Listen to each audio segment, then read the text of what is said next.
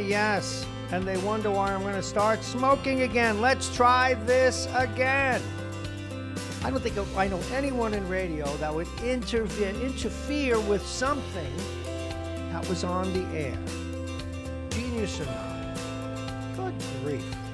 Alrighty, but we persevere. Welcome to Radio Westchester. This is the radio station at the train station. Mornings with Bob Marrone. I am Bob Marrone. It is 31 degrees, getting up to 45 today. And since we've already told you, the weather's brought to you exclusively by United Hebrew of New Rochelle, a top-rated campus of senior care. Visit uhgc.com. That's right, exclusively. All right, let's do that. It is 31. It's overcast. It's going to get up to 45 today. A 10% chance of rain. We've got, let's see what's going around here. Clear and cold. Lows around 29. Tomorrow, and that's tonight. Tomorrow, early breaks of sun followed by mostly cloudy skies in the afternoon. Highs around 40 degrees. Snow showers likely developing towards evening. There is a chance that most snow stays just over to the south and east. Tonight, cloudy with snow showers likely. Plan for a worst-case scenario for a fresh coating of 1 inch of snow. Lows around 29. So I wouldn't get your knickers in a twist about it. Maybe just a little bit of snow. Wednesday, mostly sunny with a few flurries. The high will be 38 degrees. The low will be 22. And Thursday, mostly sunny skies. The high will be 34. And it is 6:24. Sorry to run late. As you could tell, there were some technical problems on our other end. All righty. Let's get to the local news. Joseph Gluck, the man who threw himself in front of a machete-wielding man who was targeting Orthodox Jews at a Hanukkah party, received in New York the State Senate Liberty Medal on Sunday. The 32-year-old Monsey man used a table to stop the assault that left 5 men on the Hasidic community wounded, including a 72-year-old Joseph Newman, who as a result of the attack remains in a coma. State Senator David Carlucci of Rockland and Westchester presented Gluck with a New York State Liberty Medal for his heroic actions during the December 28 attack on Rabbi Chaim Rosenberg's home. And as you know, there are a lot of people who are upset here in New York and around the country, but in New York in particular. Tens of thousands of Jews and non-Jews alike took to the streets in New York City yesterday, marching across the Brooklyn Bridge in a dramatic show of unity after a string of bloody anti-Semitic attacks in the region. Chanting "No hate, no fear," a crowd estimated at 25,000 from New York, New Jersey, and points well beyond, assembled at Foley Square in Lower Manhattan, and then crossed into Brooklyn, braving a January chill and gathering under heavy police presence. New York Governor Andrew Cuomo joined the throng and announced a $45 million package in additional state funding to beef up security around houses of worship. That's a good thing that he's doing that, but just the politics of it, though. Amazing. All righty, back to New Rochelle. A New Rochelle father is facing charges for allegedly stabbing his son during a dispute on New Year's Day. Police say Nelson Vargas, 60, stabbed a 21-year-old son in the chest with a large kitchen knife after an argument at their apartment complex on Drake Avenue. The victim was taken to a hospital with injuries to his lung and heart. He underwent emergency surgery. He is in critical but stable condition. Nearby resident Jennifer Ravenales was shocked after learning of the incident. Well, why would you not be shocked? Who wrote that story? Anyway, that story out of News 12. Of course they were shocked. Somebody next door got stabbed. If they did what I did, they wouldn't be shocked at all anymore. Patrol officers in Harrison arrested 2 men who were allegedly trying to break into parked cars near Cooper Place. This in News 12 today. The arrests were made earlier in the week after a resident alerted Harrison police to suspicious activity on their Ring Home camera. Both men were charged with attempted larceny, and their vehicle was impounded, and they'll probably be walking today. And that is a story we didn't even get to, but it's going to weave into the news all day. I snickered before because Governor Cuomo couldn't wait to announce an opportunity to get votes from any particular constituency. 45 million, we'll send out the police. I mean, we're glad he's doing it, but it is on one hand. But on the other hand, you just know that it thrilled him no end from a political point of view. But he appears to have shot himself in the foot, as well as the Assembly and Senate, because of the way this rather not thoroughly thought out bail law is working out. We're going to talk with Mike Duffy about that tomorrow, by the way. But anyway, let us continue with the news. It is 6:27. Multiple Yorktown churches, town properties, and menorah were vandalized early Saturday morning, according to town officials. Yorktown Supervisor Max Slater and Police Chief Robert Noble issued a joint statement. And that they said that earlier in the morning, a number of acts of vandalism were discovered on town property. And they said 4 glass doors were shattered at a Yorktown stage, a menorah was toppled at Veterans Field, and multiple windows were broken at John C. Hart Memorial Library, blah, blah, blah, a couple of churches, etc. At this point, the incidents appeared to be linked. The Yorktown Police Department immediately opened an investigation and is collecting evidence and reviewing video. Boy, oh boy, we call that verbose, David. Toll hikes, well, they are in effect. We want to be sure you know this published yesterday. Beginning yesterday, drivers will be paying more to New York and New Jersey bridges and tunnels. What's new? We warned you about this one. The price is going up in the George Washington Bridge, the Goethals Bridge, the Bayonne Bridge, the Lincoln Tunnel, the Holland Tunnel, the Outer Bridge Crossing. There are signs everywhere that your Easy Pass and your license plate is going to be dinged. Just keep accepting it. Just go ahead. Don't complain. But remember, April 1st, what we're going to be doing here, if we're still alive, we are going to call for a middle-class strike. We'll be talking more about that in the weeks and months ahead. My partners are cringing, but I don't care. We've got to do something. You cannot continue to take this, and the people that these tolls are going to will be retiring with more money than you make. Think about it. Do something about it. Let's do something about it. Let's do it together, and we will be. Okay, let's go to another story. Police say a suspected burglar was arrested and released without bail. What else is new? You're going to love this story. This is the first of several today. Now, get this. You're going to love it. I'm putting in all this delay to build the tension. Well, see, what he did was he got arrested for burglary, right? They brought him in. They booked him. And he was in someone's house. He broke into their house, a peak scale man, Jonathan Martin. He broke into a home on Seymour Lane by forcing his way inside. Police say Martin then made his way into one of the bedrooms where he requested money from a teenager. All right. The victim was able to get away and call police. They got the guy. They booked him, and they let him go with no bail. He was in your house. God, just keep taking it. Oh, it's the powers that be that came up with these laws. Question stuff. Enough. Anyway, well, guess what he did? On his way out of the police station, he smashed their windows, and so they finally had to put him in jail. Gee, you think? What were they waiting for him to shoot someone? Now, if going into someone's home doesn't require to scare a human being to invade their privacy, I'm going to go on a limb here. Now, there's a guy who should have been shot when he walked in the door. You know, it's one thing to be tolerant and kind, and it's one thing not to charge money bail to someone who steals a newspaper or that is accused of a crime that is petite, as the expression goes. But good grief, he's in your house. He's threatening you in the place where you live, and then he gets to walk out? I don't think so. Well, we'll be back to more of that in a bit. But if you're not angry, you should be. It is 6:31. Every time I get a picture, I'm sorry. Now, I got a great friend, and this is my other camera. See that? We'll get to that later when guests come in. I've got a great friend, a really high-profile lawyer who I believe endorses this woman, so I'm going to give her some slack, however. Already, the Westchester DA candidates are sparring over a Yonkers cop who admitted perjury. Now, imagine this. An up-and-coming DA who is a TV star is questioning a decision by a sitting DA that's actually happening. It's not really part of the campaign, but I guess they're in campaign mode.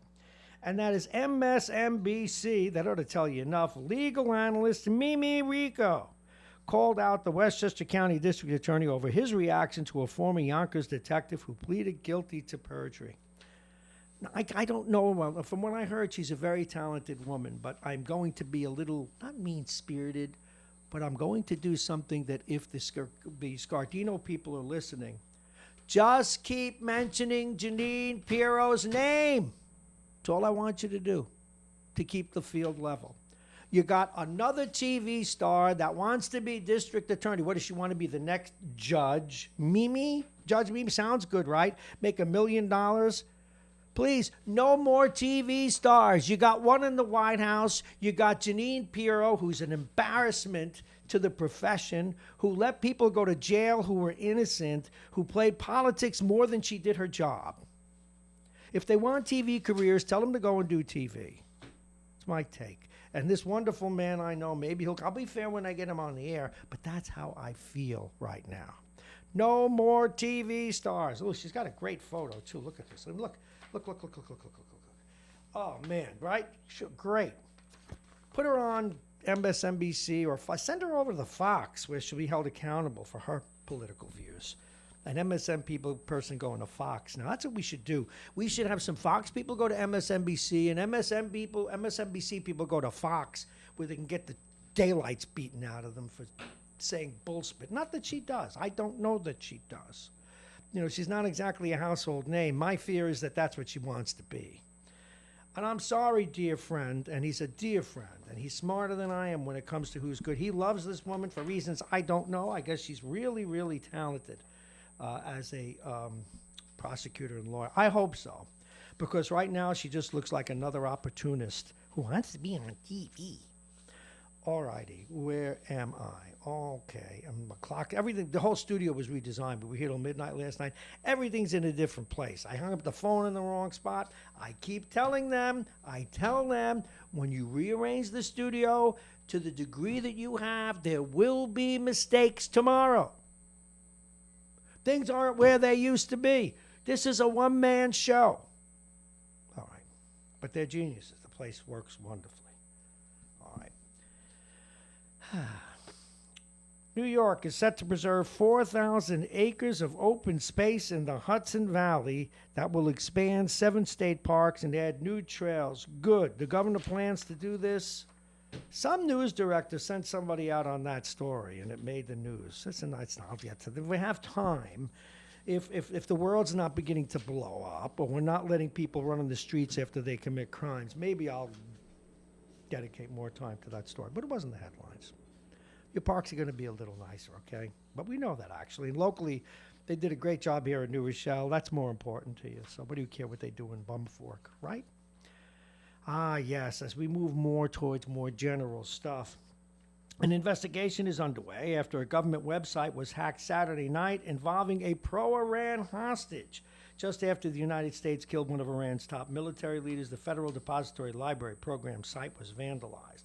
The website was defaced Saturday with pro-Iranian messages and an image of President Trump bleeding from the mouth. I do not appreciate photos of our president, no matter who or she may be in that. So the the authority has said that they suspect the attack was by an Iranian sympathizer and not the Iranian government. Well, we kind of figured that. This was a tough story out on the Pennsylvania Turnpike. 5 were dead, 60 hospitalized. This is News 12, by the way. 5 people were killed and at least 60 were injured in the Pennsylvania Turnpike early Sunday morning when a tour bus lost control on a hill and rolled over, setting off a chain reaction that involved 3 tractor trailers and a passenger car. What a mess. Now, we got some reports early today, despite the way things are out there, that there is some black ice out there, so please do drive carefully. What we want to do right now, though, is share some weather with you. That's what we do. We have to do it every 15 minutes. We said we would, and so we will. Alrighty, and as you know, the weather is brought to you exclusively by United Hebrew of New Rochelle, voted one of America's best rehabilitation and senior care campuses, and it's right here in New Rochelle. Visit uhgc.com. It is 31. It feels colder, quite frankly. It's getting up to 45 today, 10% chance of rain. And mainly cloudy flurries. We've had them already, tapering off a mix of sun and clouds this afternoon with highs around 42. Tonight, clear and cold with lows around 29 degrees. The wind out of the west, 5 to 10 miles an hour. Early breaks of sun tomorrow, followed by cloudy skies into the afternoon. Highs around 40 degrees. Snow showers likely developing towards the evening. And there's a chance. Don't go running out get milk, get bread, get water. We'll all die. Even in a blizzard, it only lasts a day or two. Relax. You have no idea what the weather does to people. Oh, good grief. I won't get out for months. The highs are around 40 degrees. Snow showers likely developing towards evening. There is a chance of that some snow stays just to the south and east. Tuesday night, that's tomorrow night, by our analysis. Cloudy with snow showers likely. Plan for a worst-case scenario at a fresh coating to 1 inch of snow. Wednesday, mostly sunny with a few flurries. The high will be 38 degrees. The overnight low will be 22. And once again, we remind you that the weather is brought to you by United Hebrew of New Rochelle, a top-rated campus of senior care. Visit uhgc.com. And today's program, the bottom of the hour, is brought to you by Aging Issues Management, the law firm of Pena & Con, Dominic's Fine Cigars, and Plug-in Virtual Reality. And let's stop that. We have a new sound system today. No more delays. No more 2 to 3 second delays. When I hit the button, when I press the new button, everything comes right on when I want it. That's progress. All righty. Do you want to save changes to the Untitled? Leave me alone. Leave me alone. Just stay there. All righty. Let's get back. There's all kinds of news today. Before we get to the national news, because we're going to be talking about it for a while, there were a couple of short stories and stories here regionally that we wanted to talk about. And I like an opinion in the Post the best. All right. It took nearly 10 years, said Nicole Gellinis, but Governor Cuomo may have finally miscalculated politics. He is so adept at taxes, congestion pricing, rent regulation, gun control. He's never suffered much blowback, either because they are the right policies or they're too complex to grasp. And the way Americans have been voting and thinking lately, I believe that one. But last year, when he eliminated cash bail for most alleged criminals, he may have given himself a dual headache. Quote, a reform that the public can instantly grasp was a bad idea and one that is hard to fix without trading a lot of other things away to the emboldened state legislature. The law that Cuomo signed to end most cash bail, setting defendants free shortly after an arrest, isn't what he said he would sign a year previously. He said we must reform our bail system so a person is only held if a judge finds either a significant flight risk. But somehow he took it out of the judge's hands. Now, other polls are looking to revise the law after 3 days. This out of another newspaper. A campaign to revise New York's controversial new no-bail law has catapulted to the top of the legislative agenda. And here's what one senator, Senator Diane Savino from Staten Island, said. Savino, pardon me, we took discretion away from judges, she says, who told the Post the string of attacks against observant Jews is weighing heavily on legislators. But that's because, don't do it just because they vote. Do it because it's the right thing to do. Savino and other moderates, imagine that. Now we have the left doing wacky things. Now we have to hope that there are enough moderates same thing in the national election, that there are enough moderates to bring sanity to our state political process. At any rate, the bail reform law was tucked, and I never realized this, and I should have, into the state's massive budget bill last year, meaning that no separate vote was held on one of the most controversial changes to the state's criminal justice system. Moderates like Savino and the Long Island Democrat delegation now want to give judges more leeway. You think? Although some of the judges, good grief. But that is a separate issue, isn't it? Well, another issue that the government's going to be dealing with is the budget. New York lawmakers will return to work today with big plans, but a $6 million cloud hanging over their heads. Democrats in control of both legislative chambers are looking to tackle a stack of issues, including health care, marijuana legalization, and more criminal justice reforms. Well, you screwed up the first one. Senate Majority Leader Andrea Stewart Cousins from Yonkers, said earlier in December that raising taxes won't be her conference's first fallback when it comes to addressing cost overruns. And that contradicts the preferred approach put forward by Assembly Speaker Carl Hastie, a Democrat from the Bronx, who appears more open to the idea of seeking out funds via additional levies. Now, is a levy a tax? Almost every elected official that I talk to, even those I consider pretty well-intentioned, they play a lot of games with those words. Why, people like Anthony Galletta and my friends out there who know these things to the T, have at them. Well, it's just a levy. It's not a tax. It's just a tax. It's not a levy. It's a fee. Don't worry. It's not a tax. It's a fee. Oh, no, but it's a levy. Good grief. They want to take the money from you. Do we have to play word games? They don't have enough money, $6 million. They gave a lot of it away. It's amazing. They're going to turn me into a radical right-wing nut if they keep it up. This is what happens when any party gets to dominate, okay? How are you taking a guy like me who skewed left for the last 40 years, although I used to skew right, too? How do you do this? All right. So we're still doing state news while I manage to keep myself from losing my brain. Listen to this one. This is good. Although there's a bit of sincerity in it. The top Republican in the state assembly who failed to follow his own anti-drunken driving advice is giving up his leadership post after getting busted. This could happen. I always worried it'll happen to me. The one night I take a beer, I'll get stopped on the road. And I hardly ever drink, and I hardly ever drink and then have to drive a car. I even take a beer and drive. I really don't like to do it. Have I done it? Sure, occasionally. One beer, yeah, not much. But this guy had the worst case scenario. Assemblyman Brian Kolb, a Republican of Canandaigua County, issued a statement Friday saying he will give up his role as minority leader after slamming his state-owned SUV into a ditch near his upstate home. He said, though, he will keep his assembly seat. The 67-year-old lawmaker said he was seeking professional help in order to heal, to learn, and fully address the challenges. Now, if he's not an alcoholic, what he needs to heal and learn is from his own mistake of being a dum-dum. But, they got to do the mea culpa. If you're going to tell us you're an alcoholic and you're going for help, but don't say you're going for all this massive help if you don't really had a problem. You just did something stupid. Really, if I do this long enough, they're going to wind up taking my brain out and soaking it in alcohol just so I can get over that these people never talk straight to us. What is a levy? What is a fee? Why is all this happening to me? It's if they take your money to pay the city, the state, the municipality's bill. Look at this, I'm messing up the whole place. Yeah, well, you wanted a different kind of radio program. Well, not that you wanted it, I wanted to do one.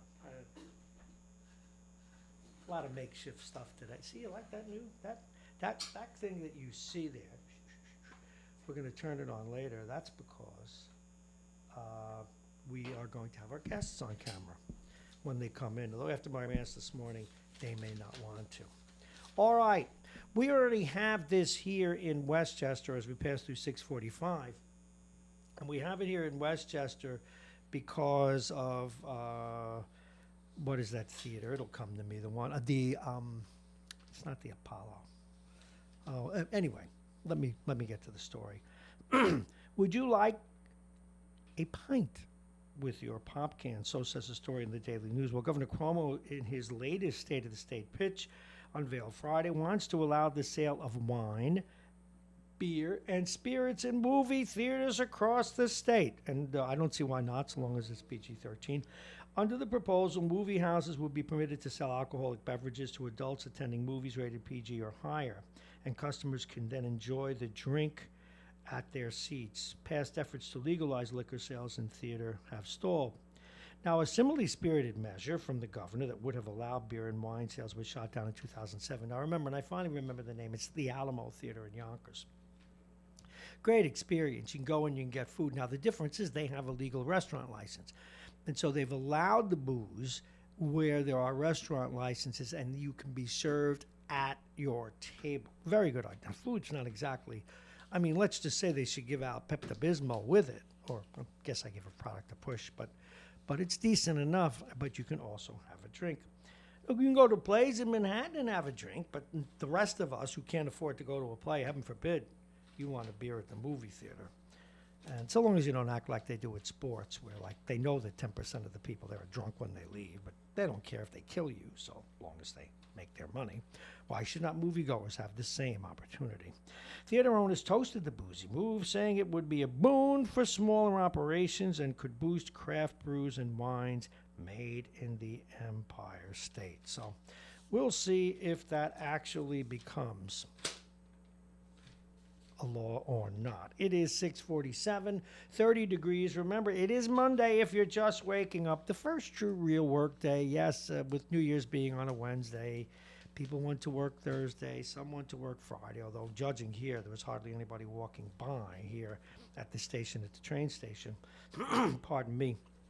So today's the first real work day. Kids are back in school if they weren't. Kids are getting ready to go back to college if they haven't already.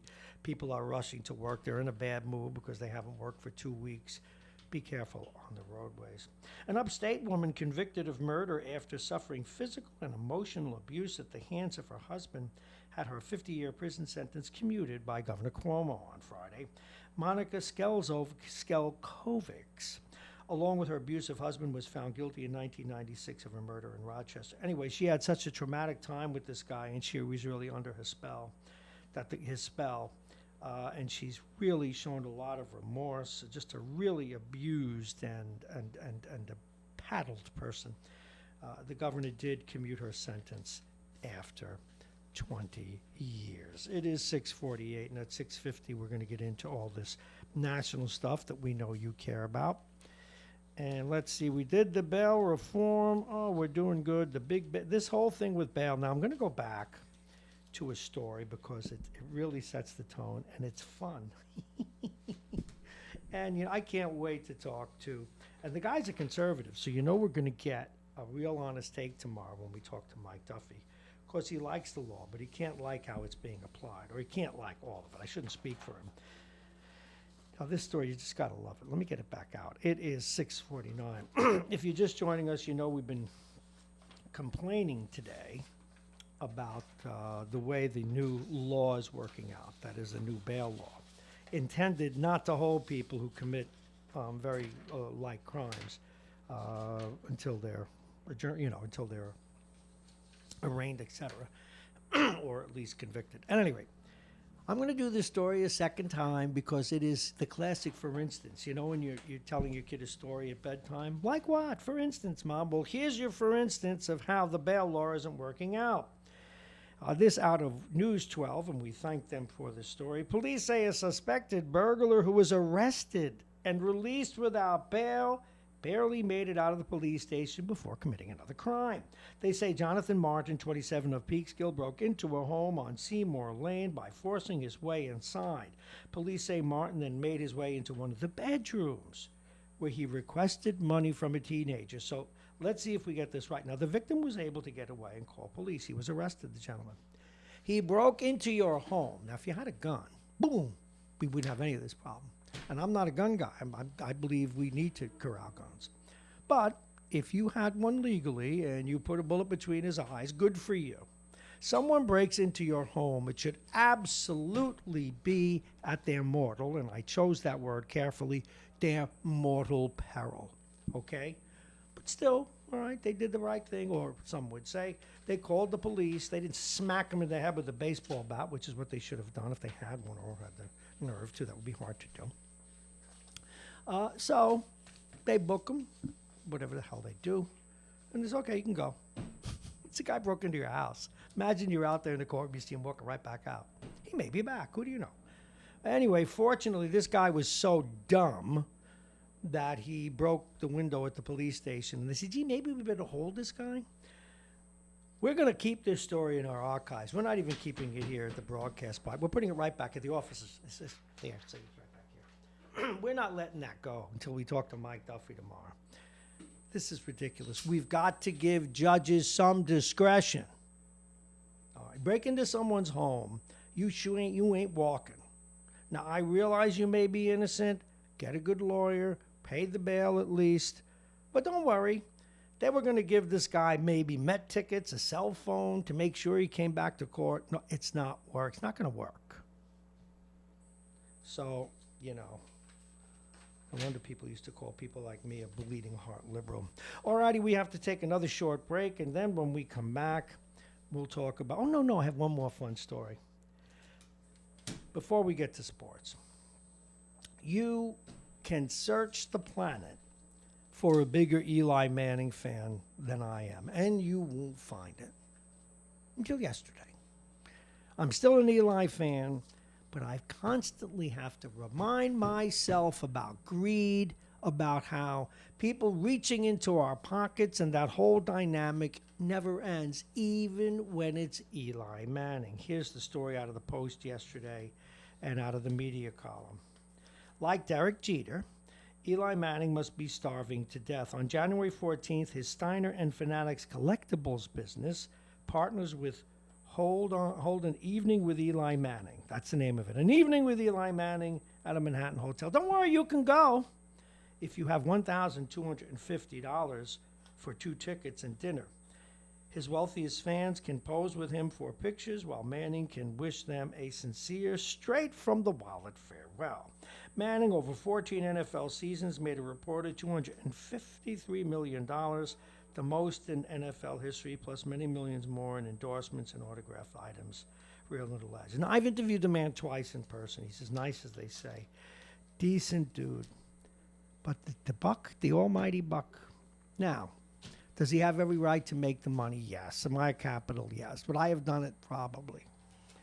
But nobody idolizes me. Oh, say it ain't so, Eli. It is 6:53, and it's time to look at the weather. Watch this. Watch how quick. I'm going to say go. Watch how quick the new music is. Oh, wait. I put that up first. Yeah. Nice, huh? It is 6:54. 31 degrees.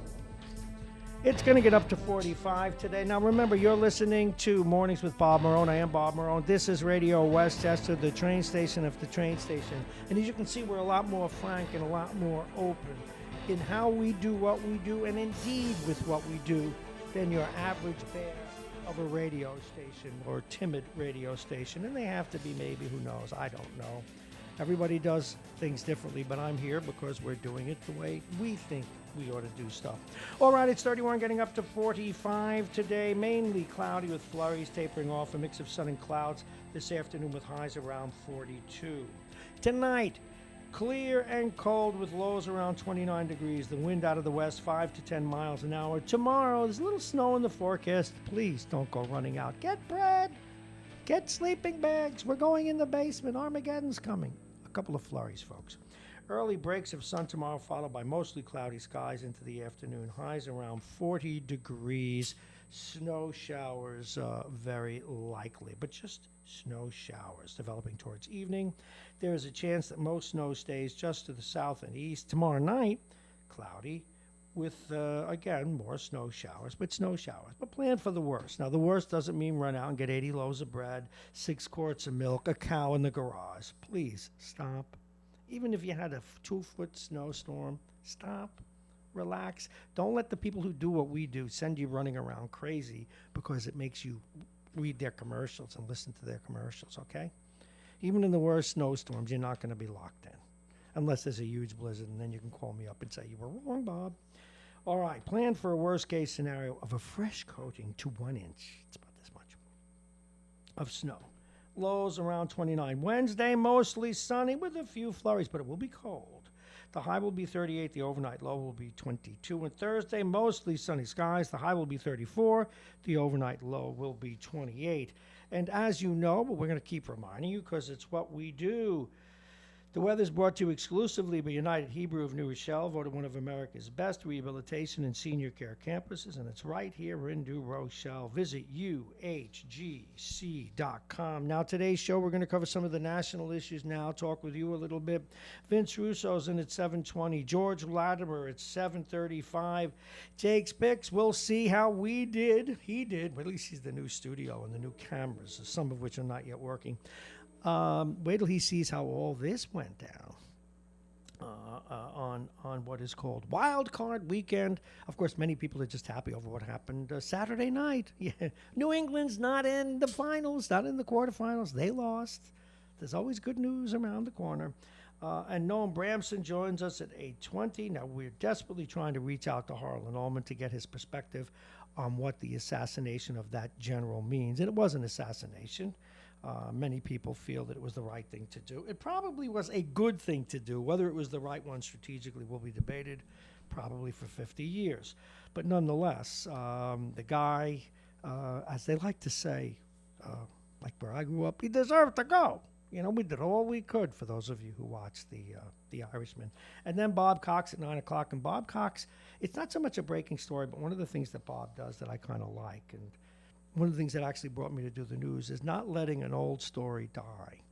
You know, after, in his view or others' views, the snow had been, if you will allow me to talk about snow again, the real reasons were covered up. The story's not in the news anymore. Bob doesn't do that. And it involves the stabbing of a child that at the time was minimized, not very serious, and now we find out 4 major organs were injured. No one called 911. There were lies told to the press and the community, according to Mr. Cox's article. So you won't want to miss Bob Cox at 9 o'clock. Now, we go into these other issues. Iran pledged Friday to take violent revenge for an American airstrike that killed one of its top military leaders, sparking fear of war and bloodshed across the globe as the Trump administration announced it will send thousands more troops to the Middle East. Ayatollah Ali Khamenei, Iran's supreme leader, said the president ordered a drone strike that killed General Qasem Soleimani, and several others would not go unpunished. So we shall see what they do. Almost all the experts are saying, yeah, you should expect some sort of a military strike. Now, Trump has said this. President Trump insisted Friday he didn't try to start a war by ordering the killing of a top Iranian general, but ominously warned he's prepared to drag the U.S. into another bloody conflict if necessary. Speaking at his private Mar-a-Lago club in Florida, Trump said the Thursday airstrike that took out Qasem Soleimani should bring comfort to Americans, charging, and why, Mr. President, you don't need these other acronyms because people use them for you and it's not right. You use them for your fellow Americans and it's not right. And here in an enemy combatant, you called him sick Iranian commander's reign of terror. He's a general who was doing what his leaders, bad guy. Good that you did what you did, although strategically will be debated, but no need to call him sick. You know, can we please be bigger than that? This is the United States of America.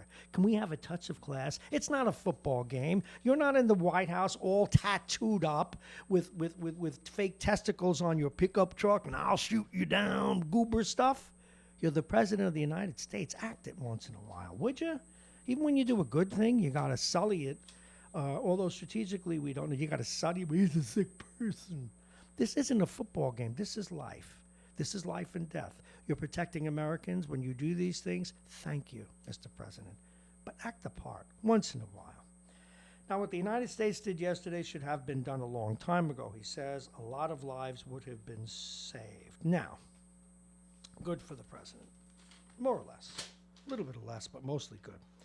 Amid the threat of 35 targets, Trump warns 52 eyed versus Iran. Now, this is becoming problematic as well.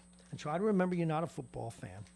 President Trump upped the ante in his high-stakes game of geopolitical poker with Iran's mullahs on Saturday, saying he would see their 35 American targets and raise them 52 Iranian ones. Now, what I kind of think is cool, is he's saying, you once captured 52 hostages, okay? So we've got 52 targets. Now, where the president has gotten in a touch of hot water. No one wants to criticize him for doing the right thing and protecting Americans, okay? But one of the things that's not done in war, particularly since World War II, we're even there for a while. They kept away from sacred places. And one of the reasons we've been hard on the Taliban in Afghanistan is you don't go after cultural sites, but the president has said he would anyway. So it is what it is. I think the president's just threatening. But you know what? Before you criticize him for this, the president has done something that many people, myself included, although I changed a lot about Iran, because a lot of what goes on with Iran has a lot more to do with oil and our friendship with Israel than it does about their own behavior as a country. They're still one of the most progressive countries in that wacky part of the world. You live there and you don't think I called it wacky? You let religion guide what you do to the extent that you do.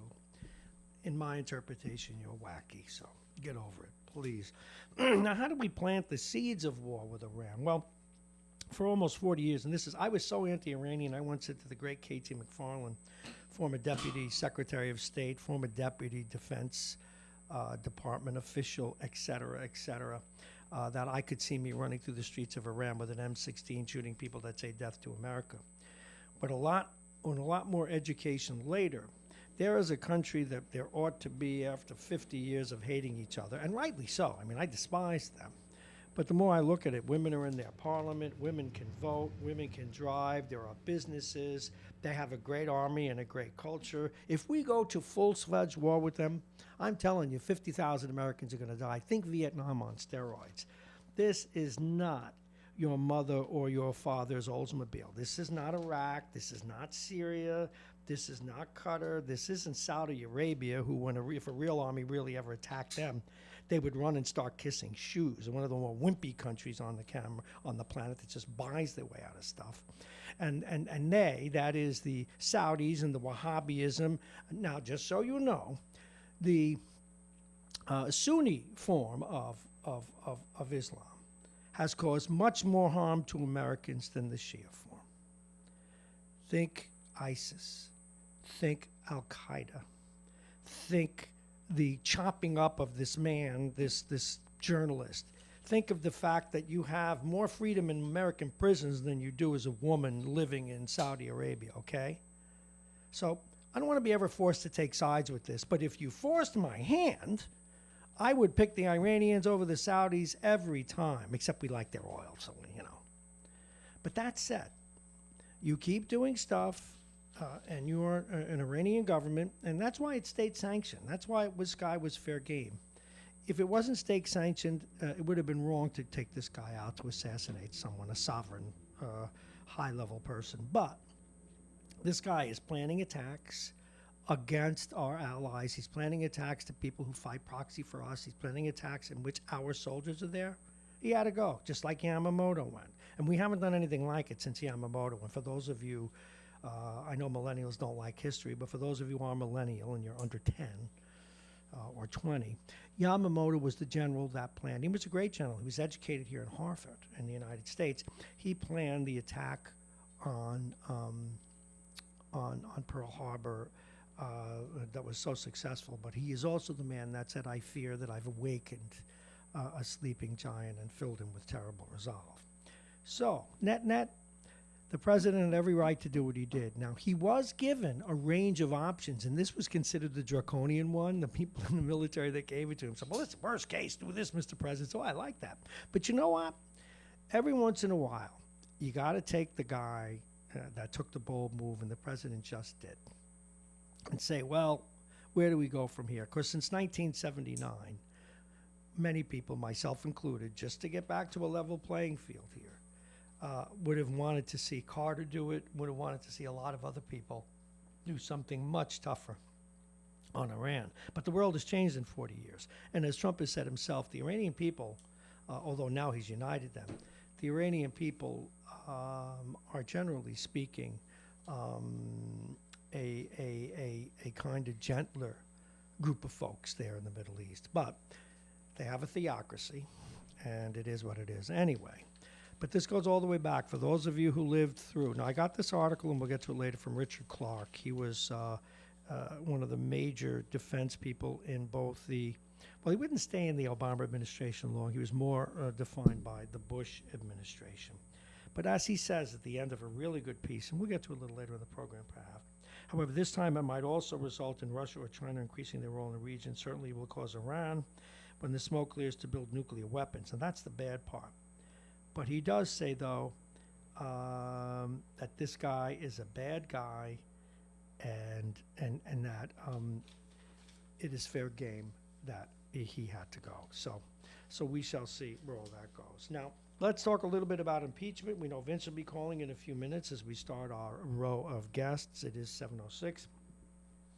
The standoff over President Trump's expected impeachment trial shows no signs of letting up, as Mitch McConnell and Nancy Pelosi accused each other of playing political football. Of course, they both are. Nancy's holding back on the impeachment articles because she has asked for, quote unquote, a fair trial, wants some witnesses. The president actually wants witnesses, but McConnell just wants this thing done, acquitted, moved on. So she's keeping it in the news. He wants it out of the news. Both of them are being political, and how much either of them really wants a fair trial is anyone's guess. My guess is neither. That both of them are once again embarrassing the American system by making it more about politics than about this most serious thing. The fact that a president is impeached, even with one house on one side and another on the other, that is in the legislatures, it is a very, very serious thing. Only 3 times in our history. So, now Lindsey Graham is saying, start without Pelosi, just do it anyway. Well, I don't know what Lindsey Graham, who, while McCain was alive, was one guy. When McCain died, he probably said, whew, that reasonable son of a bee, I'm glad he's out of here. He drinks what we have to come up with a word for this. We have to come up with a word for Giuliani juice. I mean, that's it. He's obviously drinking Giuliani juice, and he's getting weirder by the day. Look, you think you don't want the president impeached? Don't say stupid things. Just do what McConnell's doing from a political point of view. Continue to insist that nothing happened, that there is no such country as Ukraine. Because even the people that I argue, friends of my family, I mean, it's nuts. They want to pretend it didn't happen. All I say is, look, it's okay to say you don't think he should be removed from office. Hey, it didn't happen. What planet are you on? What drugs do you take? Of course it happened. Well, I was investigating corruption. Well, if he was investigating corruption in general, there was a lot. Now, the one guy who polls to beat the president in many polls is, well, look, I'm not going to try. You know, I have a note that I used to keep in my old office. I can explain it to you, but I can't make you understand it. Look, he did it. He got caught. And you and hope, no, don't even hope that Giuliani and some of the others aren't called to testify, because it would just prove that he did it. I wouldn't remove him from office over it either. That ends the story. But don't say it didn't happen. It insults my intelligence. And I hate to even take such a call seriously, because then it insults your intelligence for saying it. You know, I read something yesterday. It's really true. And it had to do with religion. But religion, at least, there's a word for it. It's a different magisterium. But it was the great, now deceased Christopher Hitchens trying to explain to some people down south who said, well, if you're going to teach evolution, we're going to teach creationism. And he said, wouldn't it be great if after a chemistry class, the teacher then said, in the interest of balance, we're now going to talk about alchemy. You know, think about that for a while. It is 7:10. We got more stuff. Speaking of taxes. Oh, I'm having so much fun today. It's almost not worth it. Speaking of taxes, I know we didn't do sports. We're going to do that separately later at 8 o'clock when we get our sports geeks hanging in here. Microsoft co-founder, who can certainly afford it, Bill Gates, started the last decade worth more than $50 billion with a pledge to donate large parts of his fortune to charity. You know, he has. By the end of the decade, he'd given billions to fight poverty and improve health care and education, but his fortune also more than doubled during that period. So he now has like $100 billion. And he said he'd be willing to pay more taxes than he thinks billionaires should be. Now, that does make sense. He certainly can afford it. You know what I wonder, though? I did watch that really fine, mediocre mediocre plus, not fine, but good, decent documentary about him. And he's got these pet projects that affect a lot of people. One is toilets, believe it or not, and one doesn't realize that in terms of eliminating human waste and moving it through the sewage systems is all over the world not a very popular thing. I mean, even in a place like overrated India. How do you like that? But it is. I mean, you go there, you land in Mumbai, and as soon as you get off the plane, it stinks because their sewer system is outside, believe it or not. It runs in the streets in a lot of cases. So even there, they don't get the whole deal, you know. But you got places in Africa where they don't even have toilets, and they actually poo and drink from the same water. So he puts a lot of money into that. But I've always wondered why one of these guys won't just take one of the billions or even $500 million and devote it towards women's needs. And something I haven't done enough of lately, and the Me Too movement's kind of gotten so out of hand at times that I get annoyed. But I've always been a feminist. And whether it's the fact that women can't become priests, so they're Catholic women, unless you're a virgin, you're always got like a little blemish on you. You know a man, you've seen him naked, you're not the ever virgin. Well, you're just tainted, but you're okay. Or the fact that women have to take men's names, or at least it's effective, it's efficient, but the fact that women have been second class in every realm of society and every culture for thousands of years, or that they have to put up because they need the money or whatever it is that they think they need. They have to put up with men who beat them and rape them. And well, what I've always wondered is, why doesn't one of these rich people, because if I ever win billions, you can call me on it. I will take one of the billions and we will have a center for battered women and their children everywhere in this country. And funded with them will be, remember like in The Godfather, these men are paid security personnel. Men and women quite capable of blowing a man's head off if he goes after that woman a second time, and to do so legally. That's what I would take one of the billions for. All right, one more thing. But our boss. This is a good story. And this is by a woman. I keep saying I'm going to get her on, and I haven't done it yet. But her name is Carol Markowitz. And she's one of these writers. I mean, she's probably center right, but always sensible. Oh, I mean, I think she's only written one piece that I disagreed with. Not that what I think matters. But since I'm the linchpin here that you can either yell at, agree with, or rebut. And here she writes, but out, boss. There are companies now that won't hire you if you smoke. Now, if your health care plan doesn't want the person, that's different. They don't, and they keep looking into whether or not you've dated somebody at the company. I wonder what the percentage of people who fell in love at work is. It's huge. It's the most social thing you'll ever do. And so she writes again about how butt out between boss and employee. Well, not boss and employee relationships as such. Because if you're a boss and you fall in love with an employee or vice versa, one of you ought to move. And the policy of the company I work for, we do that. You know, we just say, come forward, we'll help you, but don't keep working together because it's not fair to the other employees, blah, blah, blah, blah, blah. And towards the end of my career, people would do that. In fact, I had one where it was an easy swap. The manager and the assistant manager here fell in love. The manager and the assistant manager here fell in love. We swapped the underlings, and everybody won. Or we transferred someone to another office. So we have to do that a little better than we do. It is 7:15. This is another thing. Yeah, I'm getting upset about taxes. I do believe that we need to charge people for taxes. We need to get taxes to pay for the roads, to pay for security, to help those less fortunate. But we know that there's so much waste. We know that there are so many political deals. We know that there are these scams in the police and fire and other trades where they build up all that overtime at the end so that you're paying them forever more money than you'll ever make as a base pay. So, and it annoys you when you hit a pothole, but yet now all the tolls went up. Anyway, so when you can, great places to retire. This was my favorite, and I don't know even what paper I got this out of. By the time I'm done research, my head is filled with thoughts and ideas. At any rate, Wyoming's good, Nevada's good, Alabama's good, Delaware's good, but listen to this. South Carolina, that's my place. And I've always loved Charleston. Maybe I'll move there when I retire. Taxpayers who are 65 or older can exclude up to $10,000 of retirement income from state taxes.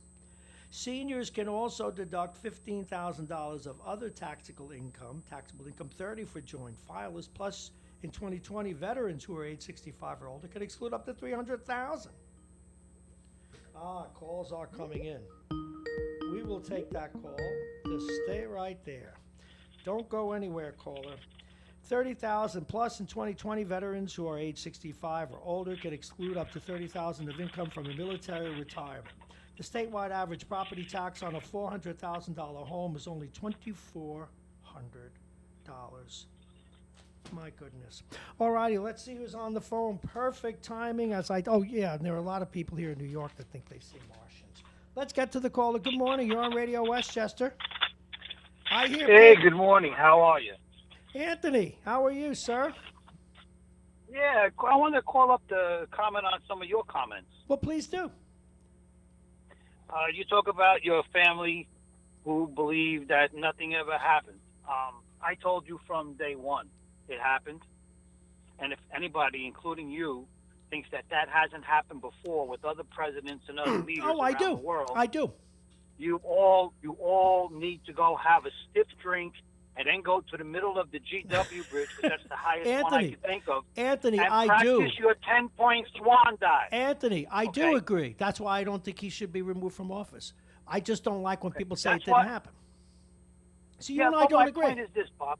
Why do we have to go through this charade? For nothing. For nothing. We waste time. We waste millions. And we do not have the time to do the true business of the people, as you just said, fix the potholes, fix the roads, fix the sewers, et cetera, et cetera, et cetera. Well, if you're looking for an answer on that, I think because our system sucks. Whether it's this or whether it was Benghazi, or the politics is now more important than what really matters. So I agree with you on that. Everybody's going ballistic, overtaking this Soleimani out, okay? No, it was the right thing to do. Where was all the outrage? But where was the outrage, Bob, when under the Obama administration there was a wedding bomb and 20 innocent guests at that wedding were killed? Where was the outrage then, Bob? I can't answer for that, but that's a rhetorical question that's worth your consideration. Continue. Okay, this is my point. I have no problem. You want to hold this president's feet to the fire, fine. But don't try to hold him to the fire for everything you let slide from past presidents, because they will quote your president. Let's understand that's something. True. Whether it's Barack Obama, President Trump, or Gumasagatsigyam. If they're president, they're our president. Hey, you're right. Who is that other president? Gumasay what? That's the guy who taught you in college. What else you got? Hey, do you think I'm being unfair and just finally flipping out over taxes? They're taking our money. What? Now, the reason I don't know if you heard me call out to you. Like someone says, I summon the demons from the deep. I told you a long time ago when they started with the refuse fee. Yeah, they got the fees. Refuse fee, the garbage tax, call it whatever you want. Who cares what pocket it comes out of? All we care about is what we have to pay. I was on a road the other night, and I said, look at this, there's a sign. I didn't even realize it, right? I'm driving, and there's this little trestle over my head. It was a road I hadn't taken before. And a little trestle over my head, and I realized I better have my Easy Pass out. They just keep taking, I think it's 87. They keep taking it every few miles. They just take it from you. That's a nuisance. That's the nuisance tax. That's all it is. Oh, it's only a quarter. Oh, it's only 50 cents. Yeah, well, guess what? Put it in my pocket instead of putting it in yours. I'll take it. The other day I was in here at the train station to buy something. I had to fish 50 cents out of my pocket because it wasn't payday yet. I put pennies in there. 50 cents matters. Bob, let me show you how screwed up government is. Go ahead. Okay? Now, I'm a conservative. Have some moderate views, okay? Sure. And I do believe in recycling. I do believe that we have a problem, but I also believe in reality that if the United States went to zero emissions tomorrow, it wouldn't make a dent in what's happening worldwide. Go ahead.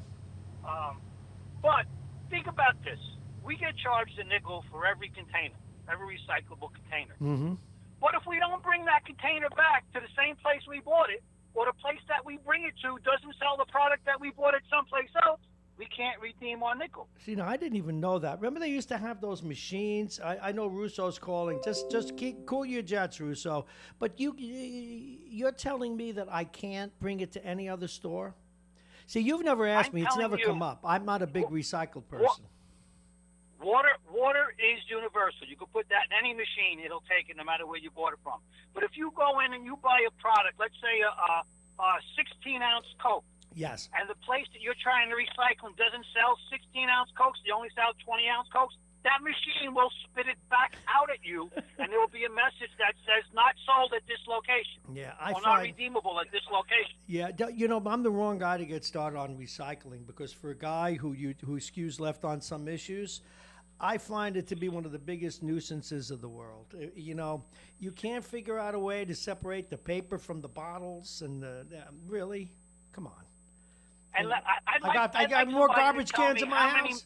Go ahead. I'm sorry. How many millions does the government recoup from the bottles that are either thrown back at me that I now throw in the trash because this machine won't take them, or people just don't recycle in the first place? And allow me to throw salt in the wounds. Just like these fitness companies know that 70% of the people ain't coming back, the government knows it. They know. Yep. They already know how much. When they did it, they knew they'd make money from it. When they put in the red cameras, they knew they'd make money from it. When they ticket every single car in a middle-class neighborhood for being 1 minute past because they know you'll pay. I'm with you. And that's what driver's license for illegal aliens are all about. Yep. It's the De Niro. It's the Benjamins. It's to close the $6 billion budget gap. Yes. I'm interested to see how they're going to close this. Listen, I got to go, but a very good call as usual. Thank you, Anthony.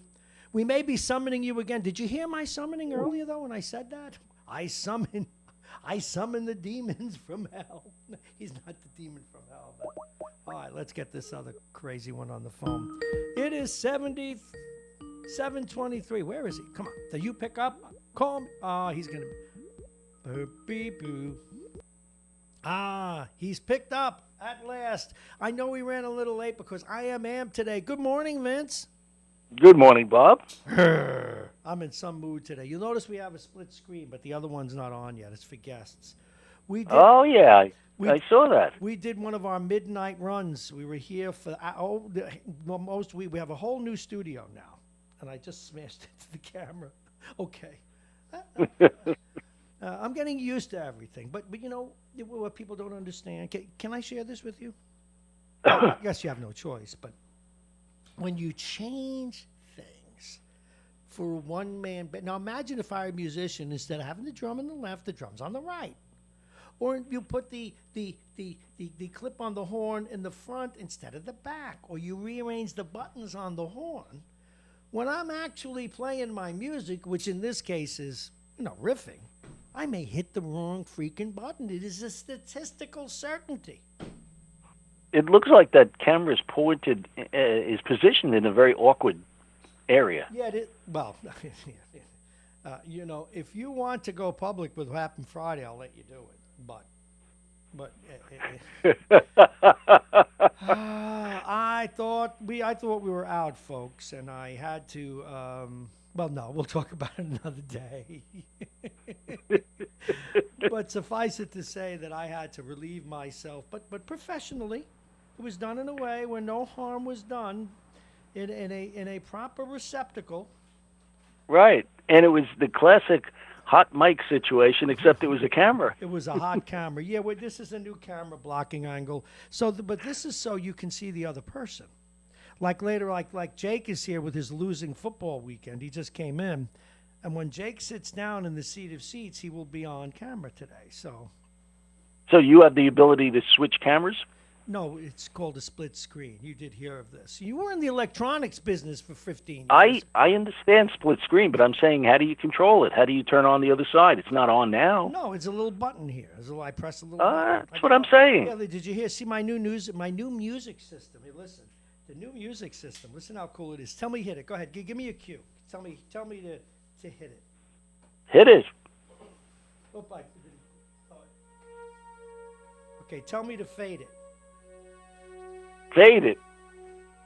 I just hit the fade button. There, see that? Say hit it.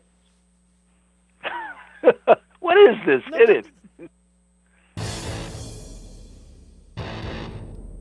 I could turn it off. And what I'm saying is we have a whole new button bar for that. Remember, Okay, well, that's good. No, because if you've been listening recently, I've been cursing to the high heavens about 2 and 3 second delays when I play the music, and I almost broke a couple of computers. So we've got lots more room. It's more airy. We kept Jake's seat, though. He has a seat where he likes to sit where he does his research. And I insisted late last night that I did not want that messed with. Because How'd you have more room? Would you push the walls out or something?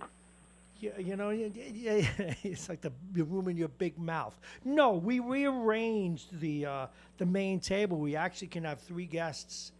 In other words, over there, folks. Over there. Oh, okay. It's a much wider table, a table in the back for my work, but more room on the other side. You see, because show it. Push the magic button and show it. No, I'm not going to push the magic button and show it because it's set at a precise angle right now, and you won't see it. But okay, anyway. So what's your take on the problem with this Iranian thing is that you always have to consider what's going to happen next. What's your take on it? I mean, I was kind of, for years I wanted us to do something with Iran, but over the 40 years I come to realize that the worst people in the Middle East aren't the Iranians, it's the Saudis. But there's, and the Sunnis, much more bigger problem than the Persians. But at any rate, what's your take on all this? Well, it's going to be interesting because Iran is going to have to respond in some manner, but I think what they are faced with is the fact that Trump will do something incredibly crazy. And you know what? That might not be such a bad thing. Well, that's my point. They may say, maybe we ought to cool it. But they're not cowards. They are a very proud people. They'll die to the last person. No question. Well, good. Let them die to the last person. Oh, nice. Very nice. No, I mean, look, I don't want to see that. I think it would be. I think it's horrible the way this whole Middle East thing has been playing out. But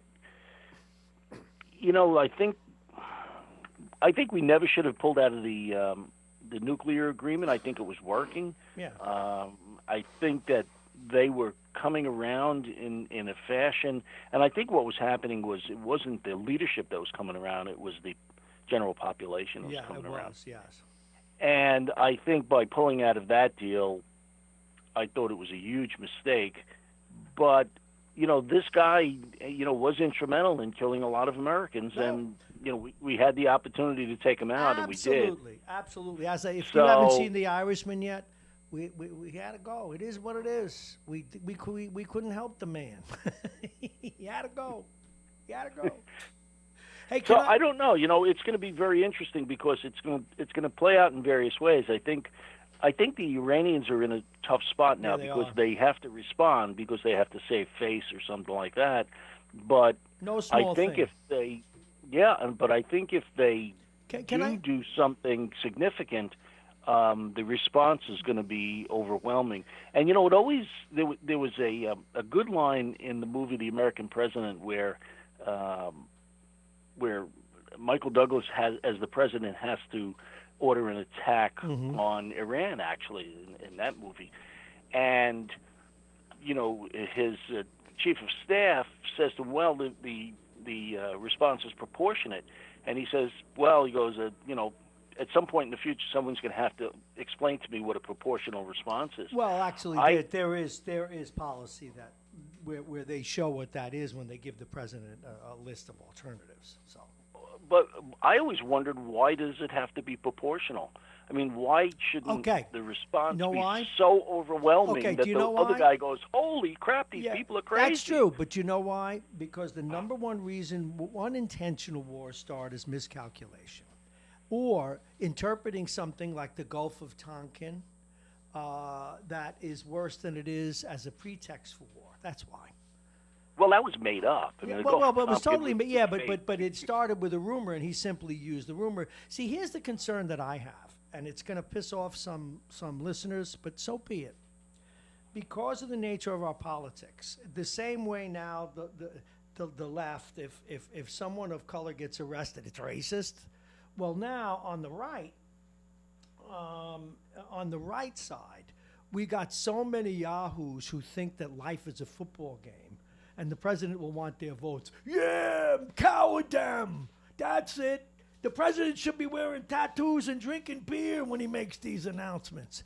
I'm worried that the president will be appealing to these yahoos, and I don't want him to do that. He's the president of the United States. He has the kind of power that affects the whole world, and so proportionality, second reactions. But I wanted to get to something else before you go, and I got to you late, and my apologies.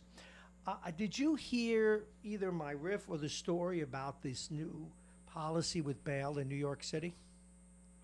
I didn't hear you speak about it, but I know of it. I think it's absurd. Okay, no, I got a good story for you. And as a man who legally owns firearms, now get this, Gus. I'm gonna put you in the victim's seat. Man comes into your house, breaks in. You have a teenage daughter, okay? Gets through the first line of whatever door defense. He goes in, and he threatens your daughter and asks her for money. Mm-hmm. She runs out of the house. She calls the police. They arrest the guy. And he went and he got arraigned, and they let him walk that day. No bail.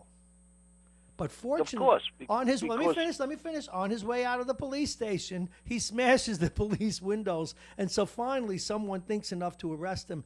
Is Como drinking Giuliani juice? That's my new phrase now for, No, because holding people by bail is racist. Everything is racist now.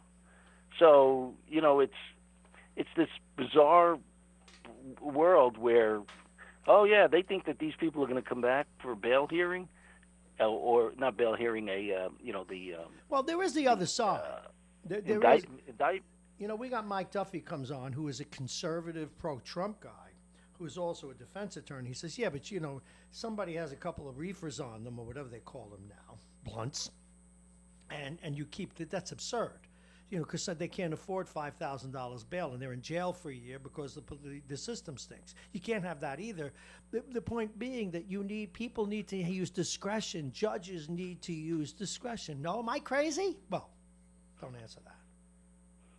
No, I mean, there was another instance where they arrested a guy, and they let him out, no bail or anything like that, and he literally went out, and they arrested him for robbery or something. And he literally went out and committed another robbery, like just left the police station and committed another robbery. Well, this guy did it right at the police station, which I think is kind of cool. Now, let me ask you a question. Since you're a man who supports gun ownership and legally has weapons at his disposal, what would you do to a man that broke into your home, sir? Well, I know what I'd like to do, but I know what would happen. I mean, in that instance, if you shot the guy in the great state of New Jersey, the homeowner would be in jail. Why? Not the because it's the way the state is run. It's that the criminals have all of the rights, and you mean you wouldn't be allowed to shoot the guy for breaking into your home? No. Well, they say you're supposed to run away. Well, no, you know what you're supposed to do? You're supposed to run away. And the only time that you can use deadly physical force is if your life or the life of someone else. Well, he came charging at me, Your Honor. Who else is going to know? Ridiculous. If you're in New Jersey, you would go to jail. And in New York, you'd go to jail as well. We need more stay.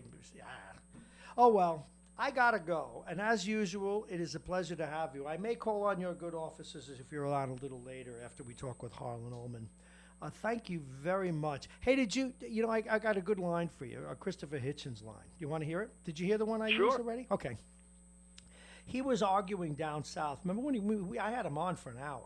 I interviewed him for an hour when he wrote that book, God Is Not Great. But he was arguing with this group that feels that you need to give equal time to creationism. And he says, I keep waiting at the end of a chemistry class when the professor will say, and now the next hour will be spent on alchemy. Well, see, I don't think that science and religion are mutually exclusive. No, You they're know, not mutually exclusive, but to say that creationism has any standing other than something separate and apart, I think there was a great, oh God, paleontologist, I think he was, who said that they're just different magisteriums. You know, one is pretend and the other one is real. well, I mean, Hey, I got to if take this you, call. Hey, hold it. This is good. We'll keep a cliffhanger. We'll get back to you later. all right. All right, thank you so much. Vince Russo, everybody. And I know that this always happens, and I wound up calling George Latimer, our very fine. He was just there. Did I not get him?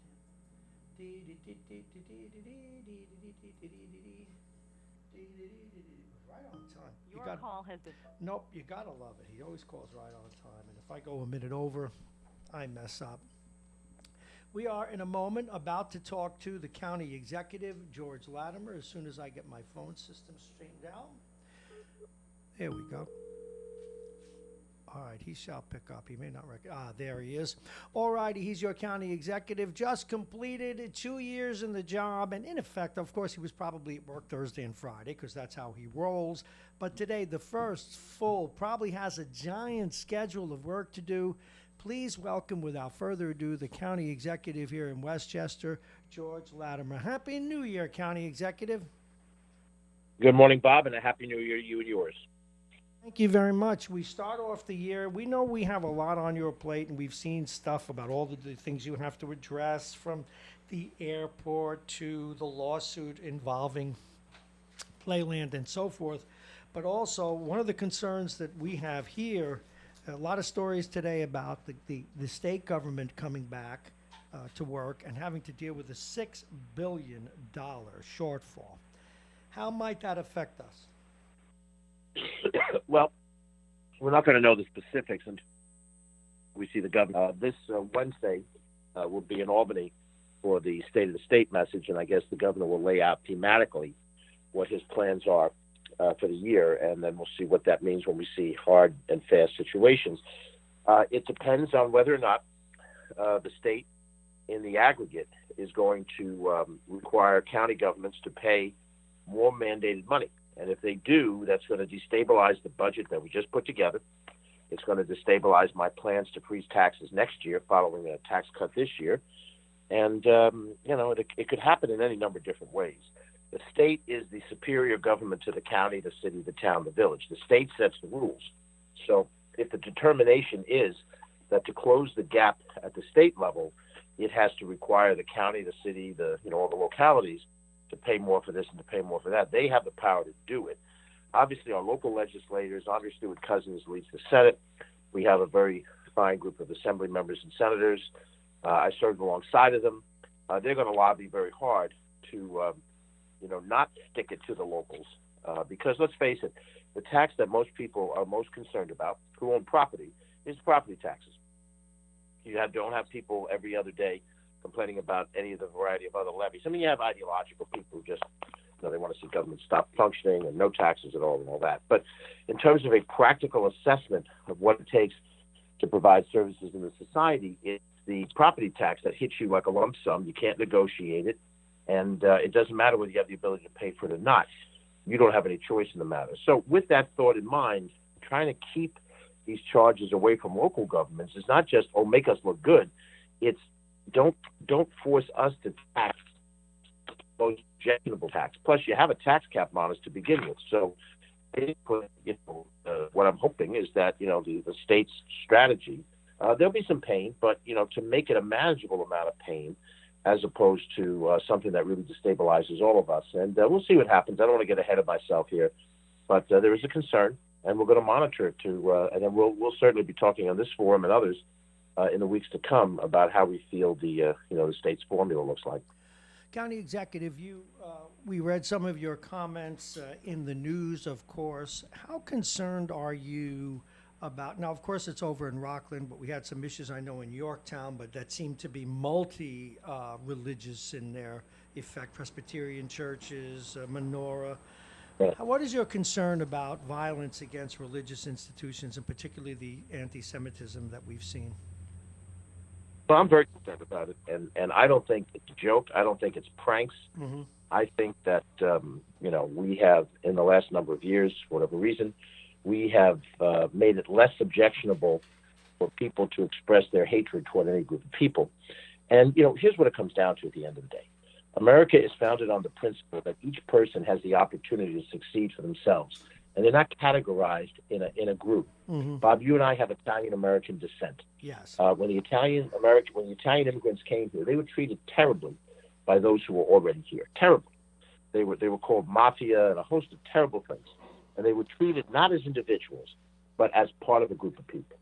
And if in the prior generations, 3 generations back, when my great grandfather came from Italy and he was treated badly, then that reality can't possibly be right. It wasn't right when it was directed at him. And I'm not talking about legal, illegal, any of that stuff. I'm talking where you treat them, you're prejudiced against. My ethnicity is Irish, and no Irish need apply. Italian Americans were WAPs. None of that was a hatred for other people who weren't like. Hatred now has rolled to today, where it's direct recently people who are Jewish. Your religious faith, the ability to practice your faith as you believe it. I'm Catholic. I go to church. I'm not Catholic or Christian because I'm not. But that right to have faith and not to be afraid that someone's out to get you, some group of people are out to get you, is a bedrock of American freedom. So I don't want to sound like I'm making a big old speech here, but the bottom line is when people go out there and they attack a group of people, they say, hey, you're in this group, and we don't like you, whoever we is. We think you oughtn't to be here. We think you're the other. That is going right to the core of what it is to be an American. And so therefore, we push back. We do not accept it as acceptable behavior. There is free speech in the country, but there's one thing, signs of hatred and particularly signs that mean to intimidate go beyond free speech. That's already been adjudicated in the courts. So what I hope we can do, using a combination of tools at the county, that we can make a strong statement.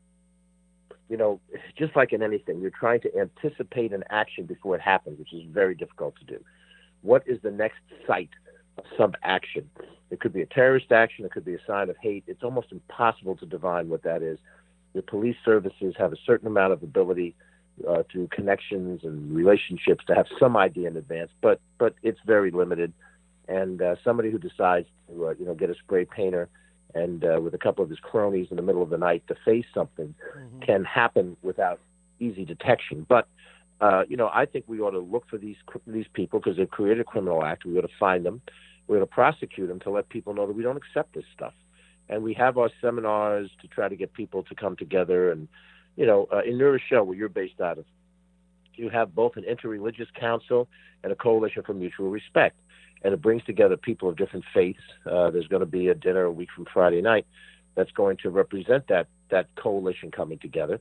And I think that's the model we fight for. But it is hard to track the people who do these things, bring them to some version of justice. I'm not looking to put them in jail for 10 years, but I'm looking to teach them a lesson that these things are not acceptable in the society. We're not going to accept it. We just are not going to accept it.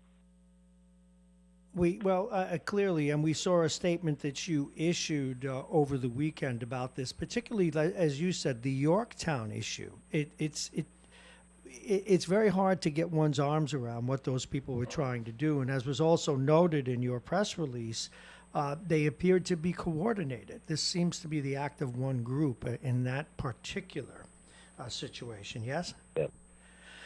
Yes, that's what it appears to be. I let the police, the county police, the detectives who are investigating the case, it's going to take multiple days to get whatever information they can. So I don't want to jump ahead of what solid information we have. But it doesn't appear coordinated. It wasn't a lone wolf. It wasn't one person by themselves doing something, people that did it. And, they did it over a wide area, and they meant to criticize a number of entities, not just one, Christian as well as Jewish. And, I think that's probably the message underneath all of this, Bob, which is when you hate a group of people, you might identify yourself as part of one group and you hate the other group. But the truth of the matter is there isn't a religion on earth that doesn't preach, do unto others as you would have them do unto you. So no one can stand up and say, I hate this other religion my religion is the better religion, and then not practice the tenet of your religion by hating other people. So it's really not about religion. It might be done under the aegis of a religious belief or an opposition, but it's really done out of a hatred for people who are different and a desire not to accept them as equals. So true. Now, the governor announced yesterday that he set aside $45 million to protect religious institutions, primarily synagogues, temples, etc. Will the county actually see any of that, or does that all just come from state protection? How does that work? Do you know? Don't know. I mean, in his announcement, he established a policy, and now the people that work for him will establish what the system of that money looks like. I suspect it's going to be a direct allocation to entities rather than a pass through the counties or the cities or the towns and so forth. And I would think a church or a synagogue or a school would be able to apply for money. And if it's what I would do if I was in the same situation, that kind of money, it would be for additional security measures. You put up cameras. You provide modern locked doors. You would do things that would help you have a greater sense of security if that's the way he plans to use the money. But the public announcement now has to be followed up by the specifics of the plan, and so we'll wait to see, and we'll see what role the county plays. There may be a role, and if there is, we'll play it, and we'll do it to the hills. 7:47, our guest, County Executive George Latimer, on this first full business day of the year. You announced on the second, I guess it was, you got right to work, a job fair for Playland. Starting early, I guess, not a bad idea. Tell us about that and what kinds of jobs will be available. Well, the thing we do every year, and it's designed to reach out to young people who know that they're going to want to work during the summer and come for a good summer job. And Playland is a good summer job. I mean, first of all, the environment, being in an amusement park by the water, is a pretty nice place to work. I had some summer jobs, and I bet you did too, that weren't as much fun as being at Playland, even though it's work. It's not playing. You're doing work while you're there. You're running the rides. You're doing things that... Oh, no, I understand. Yeah. So, yeah, I mean, I went to one of the job fairs that they had my first year in the office. It's very well laid out. Young people come, they fill out applications, they go through the screening process. They have a chance to ask questions and get some answers about what the types of jobs are that are available. And all of that we think is very good. We think it's a very good, direction. It helps organize young people in the right path on this issue. Now, I want to graft on something else as well, because the county is working with the state to deal with the layoff people at Arrowwood Conference Center, which just announced they were closing their doors last week. We did that story the other day. Right. And so, the county's role is similar. Now, the Playland job fair is for summertime jobs, high school, teenagers and college students and so forth.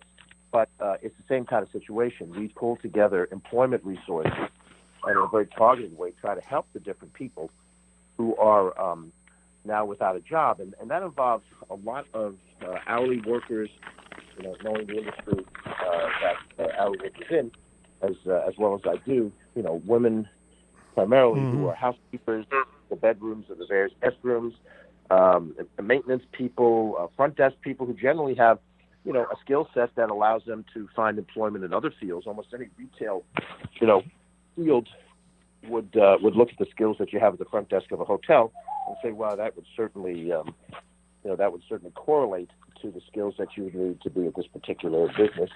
But to try to match up those things, because the average individual finds it very difficult to know, where do I go?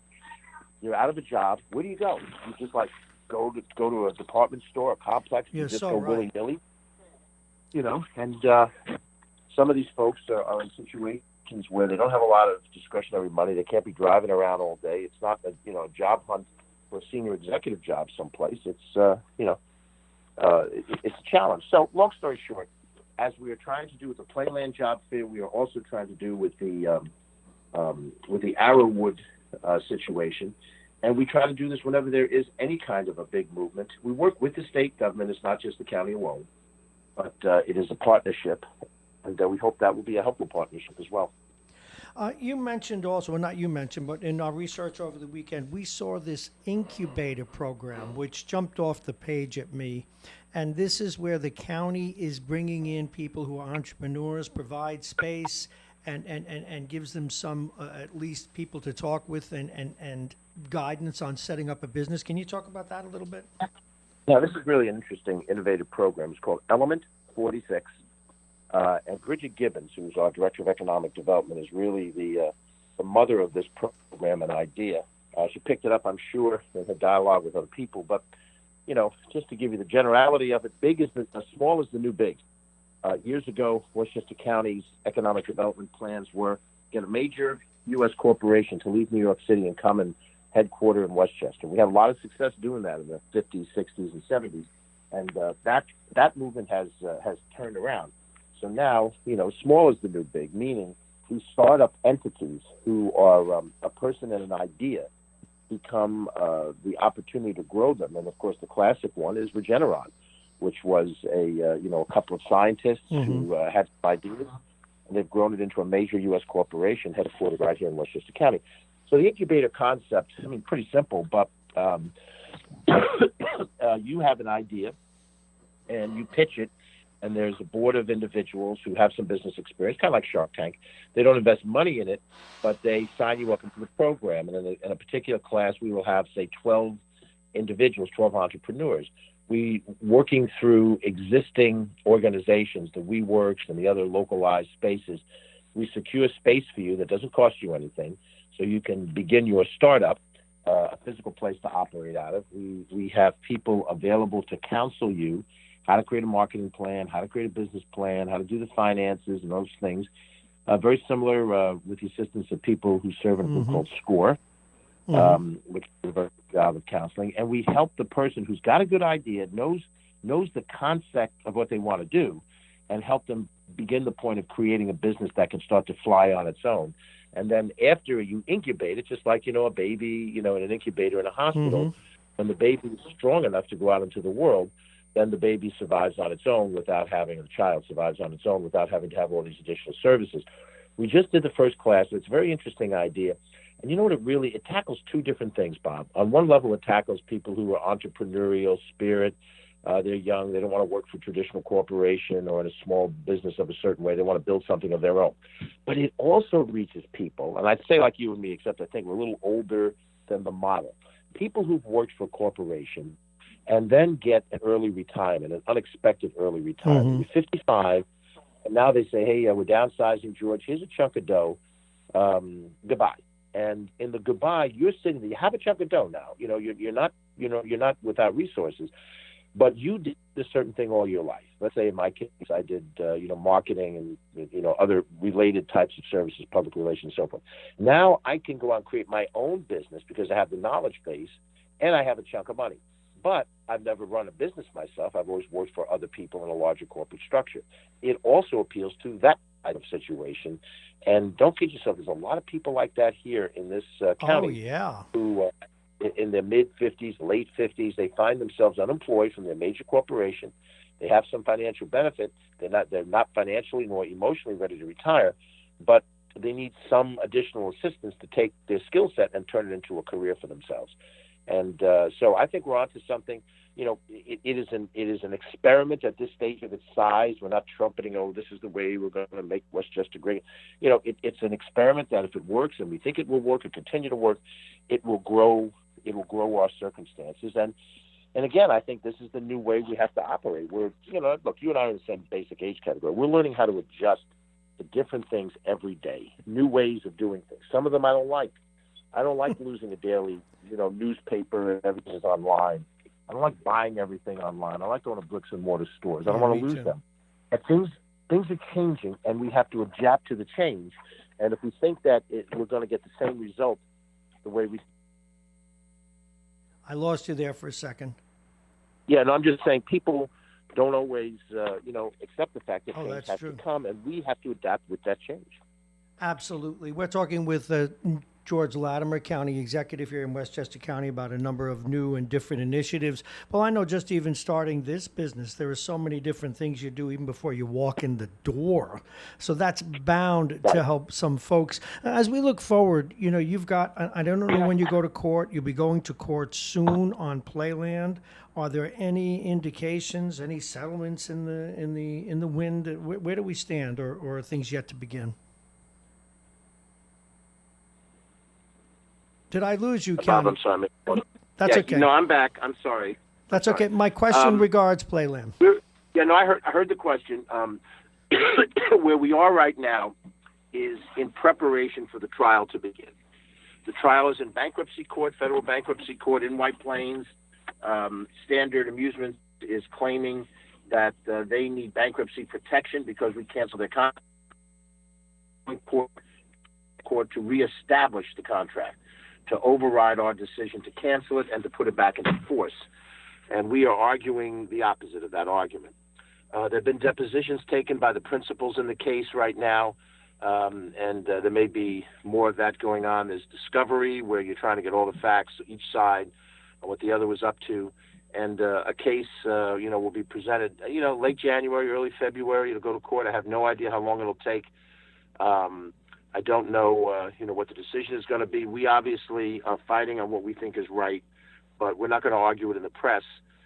We will reserve the right of the judge, Judge Drain in this case, to assess the arguments on both sides and go forward. We obviously will accept the ultimate decision of the court. We reserve the right to appeal if we lose. I'm sure the other side will appeal if they lose. So in the meantime, we're going to operate Playland for the 2020 year. And if we need to, we're happy to run it for the 2021 year. We want to make it better than we did last year. We had a decent year last year. We made a turnaround in a lot of ways, but we have a lot more to go. And it's tough to do, by the way, when you're doing it in 1 year increments and you don't know if you're going to hold the park. You can't really cut good long-term deals that will improve the park, but that's the nature of the beast. That's where we are right now. Any announcements you'd like to make before we send you on your way to another busy day? Yeah, we're tracking this criminal justice issue. The state changed the rules. We're going to try to find how the county has complied. You're going to read a lot of stuff in the newspaper, and it's going to be a source of, political rhetoric. Oh, yeah. We're going to try to break it down from a Westchester County standpoint. What happens in the city, obviously, is what's going to get into the New York Post and the Daily News. But we're going to try to track it from a Westchester perspective. Probably not by next week, but within a couple of weeks, we should be able to give you an idea of how it has worked in Westchester. We're moving full speed ahead on our Census 2020 efforts. That's ahead, and so much more that we'll talk about next week. Okay, thank you very much, County Executive George Latimer. Get to work, and thank you so much. Be careful driving. There's some black ice out there. All righty, folks. In just a minute, we're going to go. Actually, in about 2 minutes, we're going to go to our good buddy, Jake Schaefer, and see how he did this week. Jake's Picks of the Week coming up, but first, we have to do the weather. That we will do. The weather, as you know, is brought to you exclusively by United Hebrew of New Rochelle, voted one of America's best rehabilitation and senior care campuses, and it's right here in New Rochelle. Visit uhgc.com. Pardon me. It is 31 degrees. We're going to get up to 45 today. And let's see what else. Mainly cloudy with flurries tapering off, and that already happened. A mix of sun and clouds this afternoon with highs around 42. Tonight, clear and cold with lows around 29 degrees. A wind out of the west 5 to 10 miles an hour. Tomorrow, early breaks of sun followed by mostly cloudy skies into the afternoon. Highs around 40. Snow showers likely developing toward the evening. There is a chance of more snow, and it stays to our south and east. That would be here in the Sound Shore, folks. Tuesday night, cloudy with snow showers likely. You could have a fresh coating of 1 inch, lows around 29. And Wednesday, mostly sunny with a few flurries. The high will be 38, the overnight low 22. And Thursday, mostly sunny skies, a high of 34 degrees. Overnight low will be 28. The top of the hour is brought to you by United Hebrew, a top-rated campus of senior care, aging issues management, the law firm of Payne & Kahn, Plug-in Virtual Reality, and of course, Dominic's Fine Cigars. And they do bring you our next segment.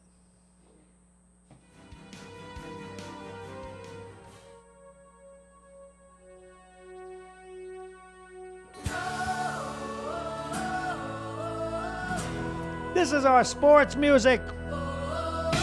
You're listening to Mornings with Bob Marrone. This is Radio Westchester, the radio station at the train station. And it is time for Jake's Picks of the Week. Yes, he picks. He's got a winning record. He's up $400. But first, this week's picks are brought to you by, well, today the results, by Dominic's Fine Cigars, licensed retailer with a big selection, including Arturo Fuente, Padrones, and more.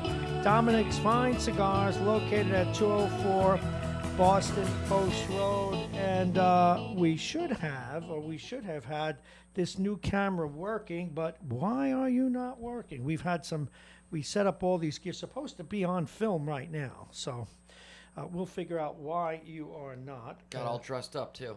Well, I know you didn't get all dressed up, and that's a good thing. We still have a blank, but let's see. I've got a hunch here. Let's see what we can do. So many things are connected to so many things.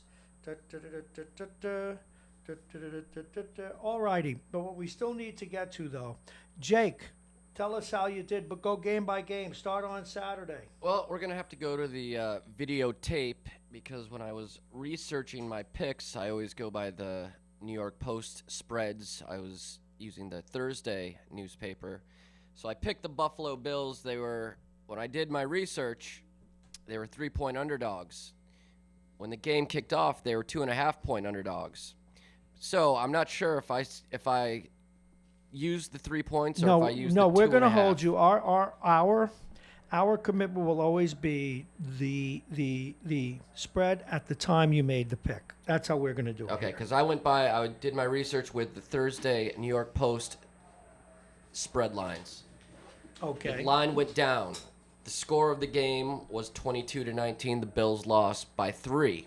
So it's either a push or a loss on my part. No, based on the line on the day you made the commitment, did you win? It's a push then. Okay, you had a push. So which game is that again? That's the Buffalo-Houston game. Buffalo-Houston. Houston Were you surprised by that? Let's talk a little 22-19. sports. Buffalo-Houston. Were you surprised at that game? I was dismayed by it. Buffalo played really well in the first half. They were up 16-0 in the second half. There was a controversial no touchdown call. They just blew it. They choked. They did choke, didn't they? They looked like they had the game in hand. Classic Buffalo Bills. What are you going to do? I lost a little money on that one as well, but what can you do? Lesson learned. No more Buffalo Bills. So, for the weekend, I guess I went 2-1-1. I lost the Minnesota game. I thought for sure New Orleans was going to easily handle the Vikings, but Minnesota actually won in overtime, 26-20.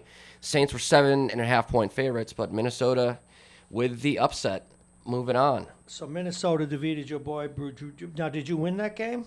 No, I lost that one. That was my lone loss of the weekend. Now, let's go to our friends over in New England. That I picked Tennessee. I said that I think Tennessee is going to straight out win the game. They were 5-point underdogs. They won 20-13. Might be the end of the Brady-Belichick era. Do you really believe that? It's not. The more and more I hear, the more and more it might be possible. Okay. I could see him going to California. Why? Well, he sold his house in the New England area. Well, he lives in New York. Yeah. Why wouldn't he come to? Well, nobody in New York needs him. Let me ask you this. You're a football expert. Well, if he wanted to play for the Giants, would they? They wouldn't do it at this point with Daniel Jones. I don't think so. Okay. That would stunt his growth. Jets too, right? I don't think so. Bills. I don't think so. They've got these young quarterbacks, and he's 42 years old. How many years are you gonna? How many more years can he play? Okay, but you said out west. Who could use him? Chargers. They got a new stadium. They got to sell seats. They got to put butts in seats. All righty. Maybe the Raiders. So let's see if I got you. Have one push, one. Who quarterbacks for the Raiders? Are they any good? Derek Carr. He stinks. They will definitely be in the market for a new quarterback. Okay, make a call. You're a handicapper. Who does he play for if he doesn't go home? He'll stay in New England. Okay. All righty. Okay, game number 4. Seattle beat the Eagles in Philadelphia 17-9. You won that game, didn't you? I did. Who did you have? I picked Seattle. They were 2-point favorites in Philadelphia. They knocked out Philadelphia's quarterback with a cheap shot, but it was a defensive affair nonetheless. Then what do you mean? Was it considered a cheap shot? Did they get a roughing penalty? There was no flag thrown, but it looked pretty blatant on the replays. No flag, no harm, no foul. in college he would have been tossed from the game. In college, what did the guy do? I didn't see the replay. He led with his helmet to helmet contact. What, did he give him a concussion? Yeah, knocked him out of the game. Mr. Wentz, is that his name? Yes. Yeah. All right, got a couple of things for you that I wanted to do while we're doing sports here. So 2-1-1 on the weekend. Okay, wait. 2-1-1 is what does that make you? Well, are we starting anew or are we going with the regular season as well? We'll give two different items, but let's give the total. 26, 21, and 2. How much cash are you ahead? Look at these pockets, Bob. Oh my God, that's right. You look like his pants look like elephant ears. I should have known. I wish I was on camera. Don't you do it? You should be. They're messing with it now, as you can see. All righty, let's get back. And as soon as that comes on, you let me know. Folks, believe me, we were here till midnight last night getting this. What do you think of our new... It's very spacious. Very much more spacious. Now, please, I'm going to hear about that. All right. I did a story today that troubled me. Now, you know that there probably isn't a bigger Eli Manning fan on the planet. So it always breaks my heart when I have to out somebody I really care about. Are you ready for this story? I just want your reaction to it. Like Derek Jeter, Eli Manning must be starving to death. On January 14, his Steiner and Fanatics Collectibles business partners will hold an evening with Eli at a Manhattan hotel. For $1,250, you get 2 tickets and dinner. His wealthiest fans can pose with him for pictures while Manning can wish them a sincere, straight from the wallet farewell. Manning, over 14 NFL seasons, made a reported $253 million in salary, the most in NFL history, although many will make more now. Plus many millions more in endorsements and autographed items, real and alleged. Why do these guys do this? Greed? I mean, They all don't do it. You don't see Tom Brady doing this nonsense. No, but it really disappointed me. You know, it kind of shows another side to him. And I realize this is capitalism. He has every right to do it, but don't go running around like your Mother Teresa either. You know. So, were you aware of this? I know he had some trouble in the sports memorabilia department. Yeah. He sold some fake. It was supposed to be game used helmets, they were jerseys. practice shoes, not exactly. game used, which I guess. Although, why would anybody want a shirt that somebody wore? It's unless it was washed anyway. I mean, they do that in hockey too. I've never. There's never the real gotten- fanatics. I guess so. I don't know. You've never caught in a. You don't get excited about getting a puck at a hockey game or a foul ball. Yeah, I don't mind getting a puck or a ball, but I don't want your shirt. I don't want to know. You know, I don't want. You know. Ooh. But what about? I just don't get. They're that. valuable. No, I know. Well, that's different. You know, like I said, I told you the story of the ball my brother hit over a factory roof. That idiot, Snyder, Reese, Robinson, Hodges, they all signed it. And now Ferrillo, and it was over a factory roof on 24th Street in Park Slope. College tuition right there. College tuition, you ain't. But now it'll be more than college tuition. Okay, as you look ahead, just early on to I guess what we would call in hockey the quarterfinals next week, there'll be 4 games. Which ones are you really going to be interested in the most? I'm rooting for Tennessee. I got them at 60-1 to win the Super Bowl. They're playing really hard. I like their head coach. He's a Belichick disciple, Mike Vrabel. They are 9-point underdogs early line against the Ravens. I think they're going to play them really hard. They got a running game. This is the team that just beat him, too. Yes. Yeah, he spoke very well of Vrabel, although they didn't talk for a while, I understand, when he traded him. But He doesn't talk to any of his old assistant coaches. he has a mediocre record against them. It's like 14-14 or something like that. Why does he not talk to them? He's just a ornery, weird guy. An ornery, weird guy. Don't look at Smart. me. Smart as a whip. Don't look at me when you say ornery, weird guy. Okay, so you really now 60-1. Did you put a little wager on that? I wouldn't ask you how much, but Yeah, I put $10 on him. Now what could you win? Well, do the math. $600. That's right. $6 million. I wonder what the odds are now. Oh, they're way down. I'm sure they're at probably 15 by now. But that's still pretty good. That's $300 right there. If I put a tenner on there, I come. Come on, you're not that good at math, are you? 15-1 for $10. Oh, 150. There you go. Sorry. Add the zero. No. I'll put $20 now. There you go. I mean, okay. No, I'm not that good at math. Okay.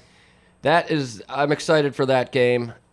nothing really. I'm not too excited. Last weekend or this past weekend, all the games were fantastic. First time there were 2 overtime games in the wild card weekend.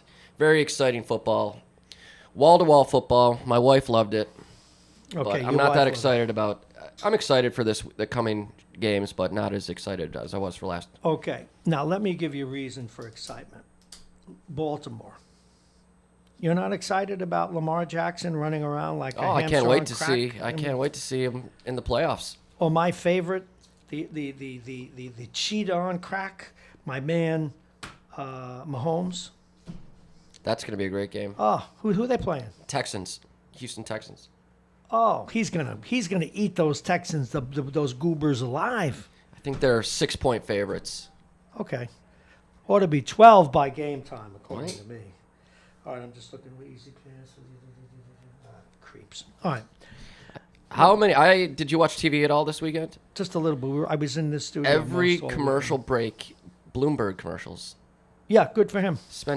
They say he's going to spend more money before Iowa than Obama spent in all of 12. I'm actually going to be writing him a letter today.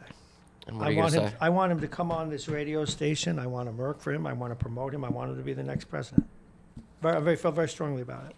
He's got a long way to go. Well, the problem is, he's the entrenched guy, and the polls show that Biden can beat Trump. So, which is why we're going to hear more about Ukraine. By the time we're done, we're going to hear that Martians actually were the people that that rattled the election in 2016.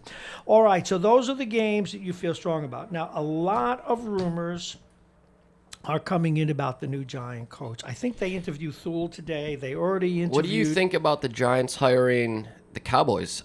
The Cowboys just fired their coach. I don't know enough about the coach. You tell us. Wouldn't it kind of make sense? The Giants play the Cowboys twice a year, and who would have more insight? That's just but what they do is they need a coach that can develop a quarterback and that can put He was in an a ex-quarterback. system. Okay, but he was a backup though, as I understand. He Okay, was. and they learn a lot. No, but is he a good coach? 500 court. Why does McCarthy get so much grief when he had so much success? He won a Super Bowl. He had many winning seasons. He was 9 years at Green Bay. They named a bleeping street after him. The argument that I keep reading is he only won 1 Super Bowl with Aaron Rodgers. That's kind of silly. I think Well, plus, and Most at coaches the would end, Aaron give- Rodgers didn't like him. But the more I read about it, you've got me catch up because of your presence at this radio station and involvement. I watch a little more football, and I'm learning a little bit more about the innards of it. And one of the things I'm learning is it's a coaches' league, and that they even think that unlike baseball, which is becoming a general managers' league, it is a coaches' league. Number one. Number two, though, that there are divas just like in every other sport. And I'm learning that Aaron Rodgers is a diva. oh, of course. Why? I mean, this guy is Entitled. He's raised. He had $1 million arm probably since he was 12. Yeah. 10 years old. Now, doesn't he go out with some movie star or something? The race car driver, Danica. Oh, he goes with. Oh boy, I have an evil part of me that's just wondering now. Two super fit athletes. Oh, dear Well, look God. now. No, I'm just saying. Well, look at Lindsey Vonn now. She proposed to PK Subban. That's another one I'd like to get films of. What am I going? What's wrong with me today? It's 8:14. Come on, it's the new year. You're listening to Radio Westchester. Harvey, okay. Anything else in baseball or sports that you want to talk about that's stuck in your craw this week? What do you got for me? I'm just excited to get through. I'm excited for the Super Bowl. Are we going to do a remote the Friday before the Super Bowl? Yeah, but where do we do it is the question. Dominic Cigars wants to have us. They got room. Tell them done. Oh, we got to give We them a got the price. equipment. Okay, yeah, we got everything now. We've got everything. We can do a remote there. On the Saturday before? Friday. Or we could do Saturday. No, you find out. I guess we can do the Friday. We can do the show right there, the Friday morning show. Absolutely. That is doable. Smoke some cigars. Well, that I can do with. Well, I like cigars, but I just, last night I was so frustrated trying to get these cameras open. I almost did it again. I was a cigarette addict. I used to smoke 3 packs a day until October 16th, 1977. And very few things. It's the paradox. I love radio, but the technical aspect of it, and this it never works the first time. All these, you see, there's a lot of electronics that had to be reassembled, and we still have the one camera doesn't work. I can't cope with it. I have to leave half the time, but I have to be here for the tests and whatever. It drives me out of my mind. It's a good thing they don't sell cigarettes here at the train station, or I'd have had my first cigarette in 42 years. It's the part of radio that it should be delegated out. I don't want to see it, but since I run the joint, I got no choice. So anyway, okay. So Dominic Cigars, why does the Super Bowl excite you so? It's just another game. You really feel that way? No. All right, a couple of other things. The Nets were supposed to be the be-all and end-all this year, but the guys they bought who are going to make a big difference, they're not ready yet. They're not healthy. They're not playing. What's going to happen next year? They'll contend. I don't believe their point guard is a winning player. He's very selfish. But Durant's a great player. Durant's an all-time great player.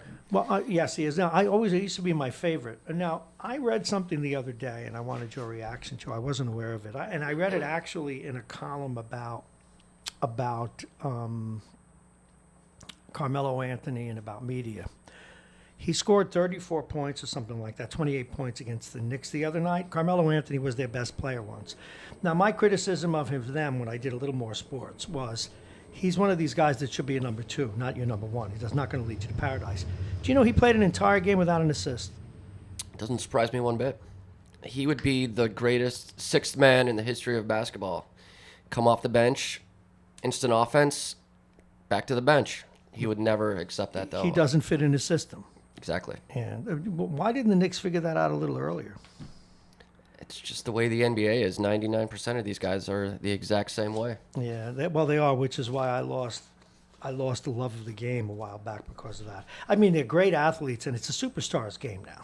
Yeah, I can't get into the NBA. I do like the playoffs, but I have no interest in watching an NBA game. Do you see some of these scores? I took one here for you. The Clippers defeated the Knicks. Did you see this? They scored like 270 points, right?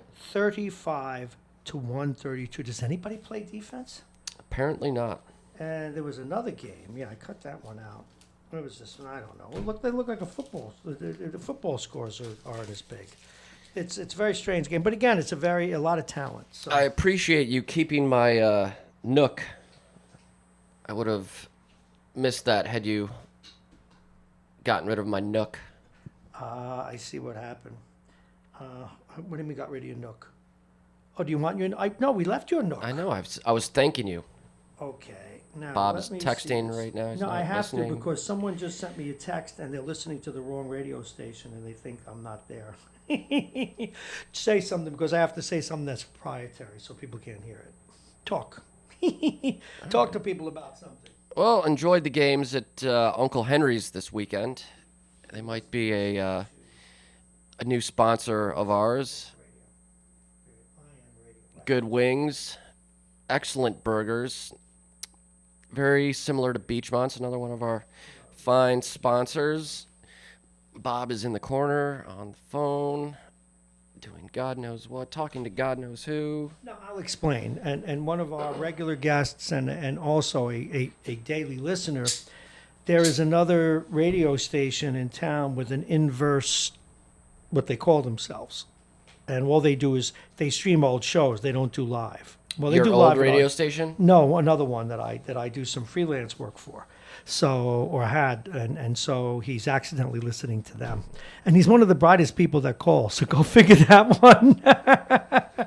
I'm going to have a lot of fun when I see him next. In fact, I may as well, no, we'll out him when he's on the air. It's a lot more fun to do that. All righty. And I got another one now. No, comma, don't worry about it, period. Be careful. I love it. I'll explain what I'm doing now. See, folks, because of all the technology we did, I just reached out to someone to fix the cameras, and they're driving, and they said, "Do you want my life to die, or do you want the camera fixed?"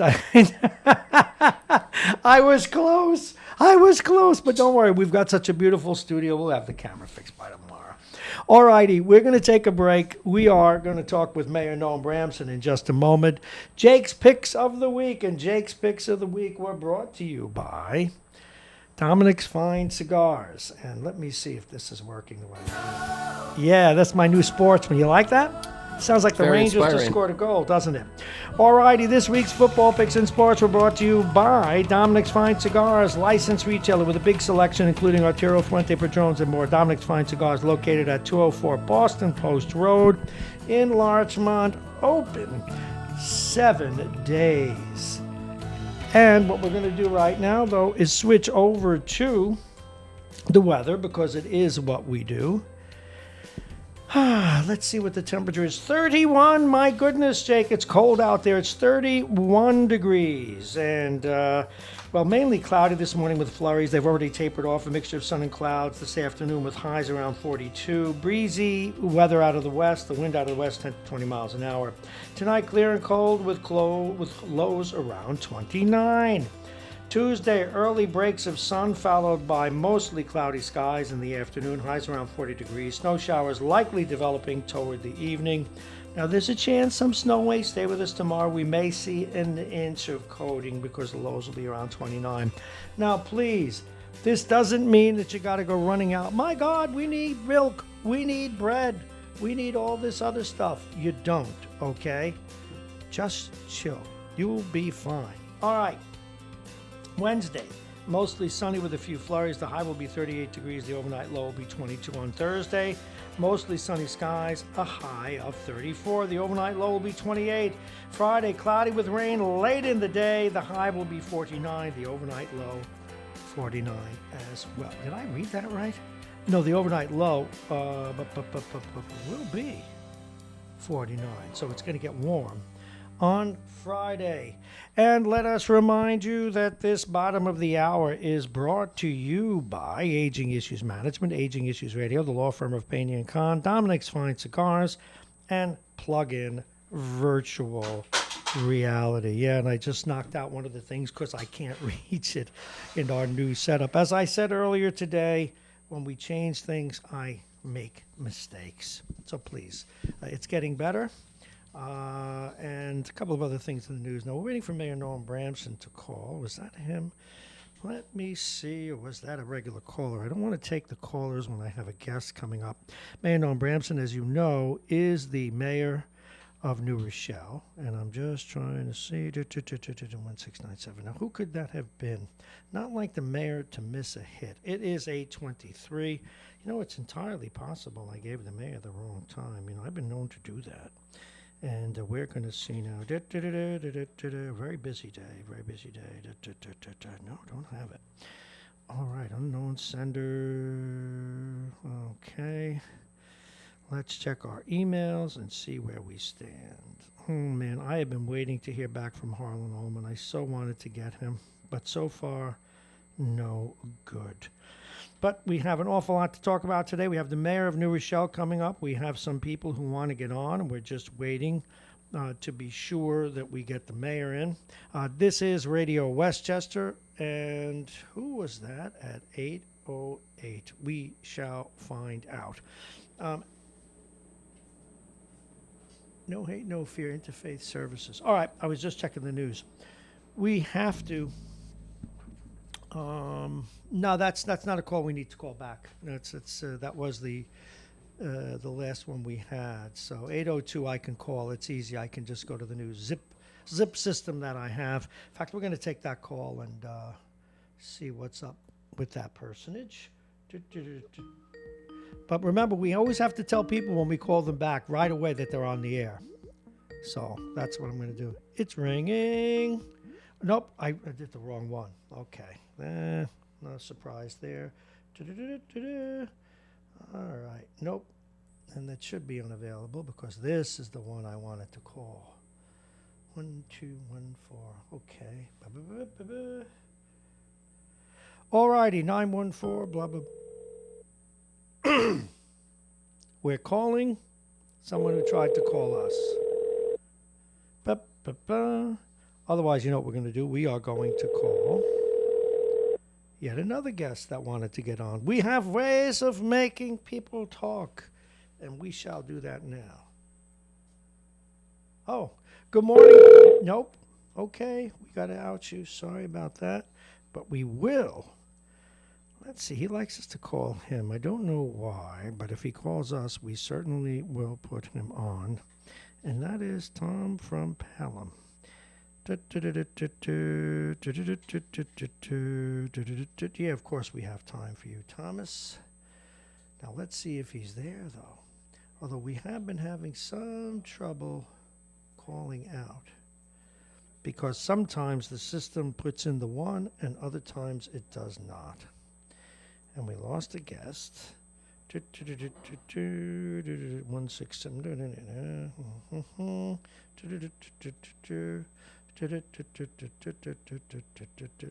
Okay, go ahead, do that. Add an O. Go ahead. All righty, here we go. Good morning. You're on Radio Westchester. How are you? You're on the air. Tom from Pelham. Ask Thomas. We were trying to reach each other. Thanks for weighing in on this first day of heavy business and the new year. How are you, sir? Oh, Chef of the Future. Oh, Chef of the Future. Did you know? I meant to ask Anthony that and Vince earlier. Did you watch all the Honeymooner shows on New Year's and New Year's Eve?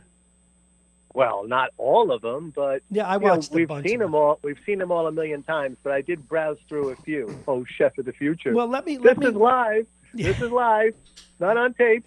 Okay, let me do this for you. Can you see me right now, or because you're calling, you can't? Well, unfortunately, I am looking at you right now. Okay, I'm sorry for you. I apologize. All right, here we go. As you can see, I'm about to do a radio show. I have this microphone here, this radio board, and this handy housewife helper. Oh, I wish I had a utensil that could do the work of all of these. This is coming to you live, not on film. Anyway, how are you? You're making me laugh. No, because I got all this stuff. Now I'm gonna point to some stuff. You can't see it because of the new camera angle. I got 2 systems there, 1 system there, another system up there, a system here, a system there, a system everywhere. I got a giant board. I got telephones. I got a research computer, a printer, 2 cameras, and a partridge in a pear tree. I wish I had a system that could do the work of all of these. And Ralphie boy, very little of it is working right now. I'm the chef. I'm the broadcaster of the future. Which is your favorite of all the episodes, Thomas? Which is your favorite? I love the one when they're on the train and they're going the wrong way. You're not boofing right. I like that one. That's a good one. You're not boofing right, Norton. No, my favorite, I down to 2. The one with his mother-in-law, when he says, I give her 3 minutes, Alice, 3 minutes. And she insults him by saying, guess a man doesn't have to get fat if he doesn't want to. If only you'd have married Chester Barnes. He was a good provider, and you wouldn't be living 5 long blocks from the subway. But I think my favorite over the years has finally evolved to when he was going bowling. And he hurts his back, and they're measuring his temperature. And Norton has the thermometer, and he's got a match under it. And he's standing behind Ralph, and I can show people. And he's got a match lit. He says, Ralph, what would you say is a normal temperature? 98, 99. What would you say is a bad temperature? 101, 102. Well, what is it, Norton? 111. Anyway. Which is the one where, the bowling episode, is that the one where he comes from work and he asks for dinner and she puts the trophy that they won bowling or something? Yep. Yeah. Yep, that's the one. Mm-hmm. And that's when Norton's giving him the whole story. The Bayonne bunch and the Neapolitan knockwurst that you like so much. And Uncle Leo comes in and slaps him on the back. Mm-hmm. Ralph, it's good to see you. Great show. All the one-liners. And when he says, Alice, your problem is you don't keep up with the latest developments. And she says, yes, I do. Who lets your pants out every other day? So, I was actually a member. Fix the radiator in the bedroom. The radiator in the bedroom. Remember that one? Yeah, I do. Yeah. In the bedroom. It certainly Bob, looks... What is that green? It looks like a green flag or something in the right corner of the... Oh, I got you. You know what? If that is a green screen that we use, like let's say someone comes in and they want to record, maybe they're doing a demo for a TV station, we can pull the green screen all the way across. Okay. Oh. And then you can project the city behind it, GP, what is it called? GPI, whatever the hell it is. I can put that's a classic green screen that in fact, when you see the weather next time on TV, that's not some big TV screen. That's a green screen with a computer program on it. So would you be able to do a show, or at least part of a show one day with that green screen functioning? Absolutely. But we'd have to have a reason for it. Well, how about the reason being you're promoting that part of your business? Yes, absolutely. Right, you rent your studio out to people who absolutely maybe, so you could do it as a demonstration. Yes. I also think it would be a good backdrop for your station. Well, what we could do, and we've thought about this, and we're playing with. That's why we were here all weekend. I'm exhausted, but I get energy when the show starts. I could put like the city of New Rochelle or Westchester County. But yeah, that's very insightful of you. That's why you've been a successful businessman, and I'm a struggling entrepreneur. But yes, we've got a few ideas like that. In fact, since you were here last, this is the second redo of the studio, and we did some camera blocking over the weekend. One of the cameras isn't working, despite all the tests we did yesterday. But that happens. We're getting there, though, and it's coming together very nicely. It's much more airy and compact. The other day you had your granddaughter on. I enjoyed that show. Oh, yeah, you enjoyed it because she abused me. Ooh, she was really dishing it out to you. Now, let me ask you, you were talking about what is the height that you have to be above to be out of a booster seat? Oh, I forget now, but you could be a middle schooler. I think it was like 4 feet, something like that. 4 feet? 3.5 feet, yeah. I thought you said 4'9". Yes, that was what you heard, 4'9". If they make how tall are you now? And so it begins. Now, you're going to get calls. Anthony's going to reach for the phone. I'm 5'7", or I used to be. One of the truisms is you do get a little shorter as you get older. And I was just kissing 5'7". I'm probably about 5'6.5" now. So I'm not in a booster seat. If that's where you were going, Camille, Mr. Jabbar. How tall are you? How tall am I? I grew. I went for a physical a couple of weeks ago, and they told me I was 5'10.5". I always thought I was about 5'9.5". But well, you know what? I'm growing, Bob. I'm getting taller in my old age. How the hell is that happening? Now, you see, Ian, my grandson, whom you haven't met yet, he used to do a lot of shows with me. I wanted him to come in, but he wound up going away for the holidays. This boy, naturally, he was first before Lindsay. He and I have been very close since the day he was born. And so he's been coming to radio with me. I used to put him to bed every Saturday night. And then I remember when he was about 6, I couldn't carry him in the house. We'd be out all Saturday, right? And inevitably, I would take him home and put him to bed and brush his teeth and clean his face and kiss him goodnight. And I remember the last time that I tried to carry him in the house, his sneakers kept kicking me in the shins. And now he's 5'10". He's your height.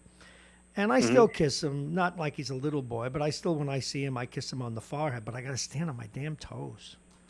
And well, you have children, and that's one of the things. When you have grandchildren, you live through all this again. Now he's going to go away to college, although he's got a partial scholarship, one offer already for hockey, so I'm proud of him. I heard that. That's great. Congratulations. Thank you. I'm going to miss the hell out of him. But yeah, my granddaughter's a piece of work, isn't she? She's almost my height, and she's only 13. It's a killer. Yeah, boy, she was giving it to you, Bob.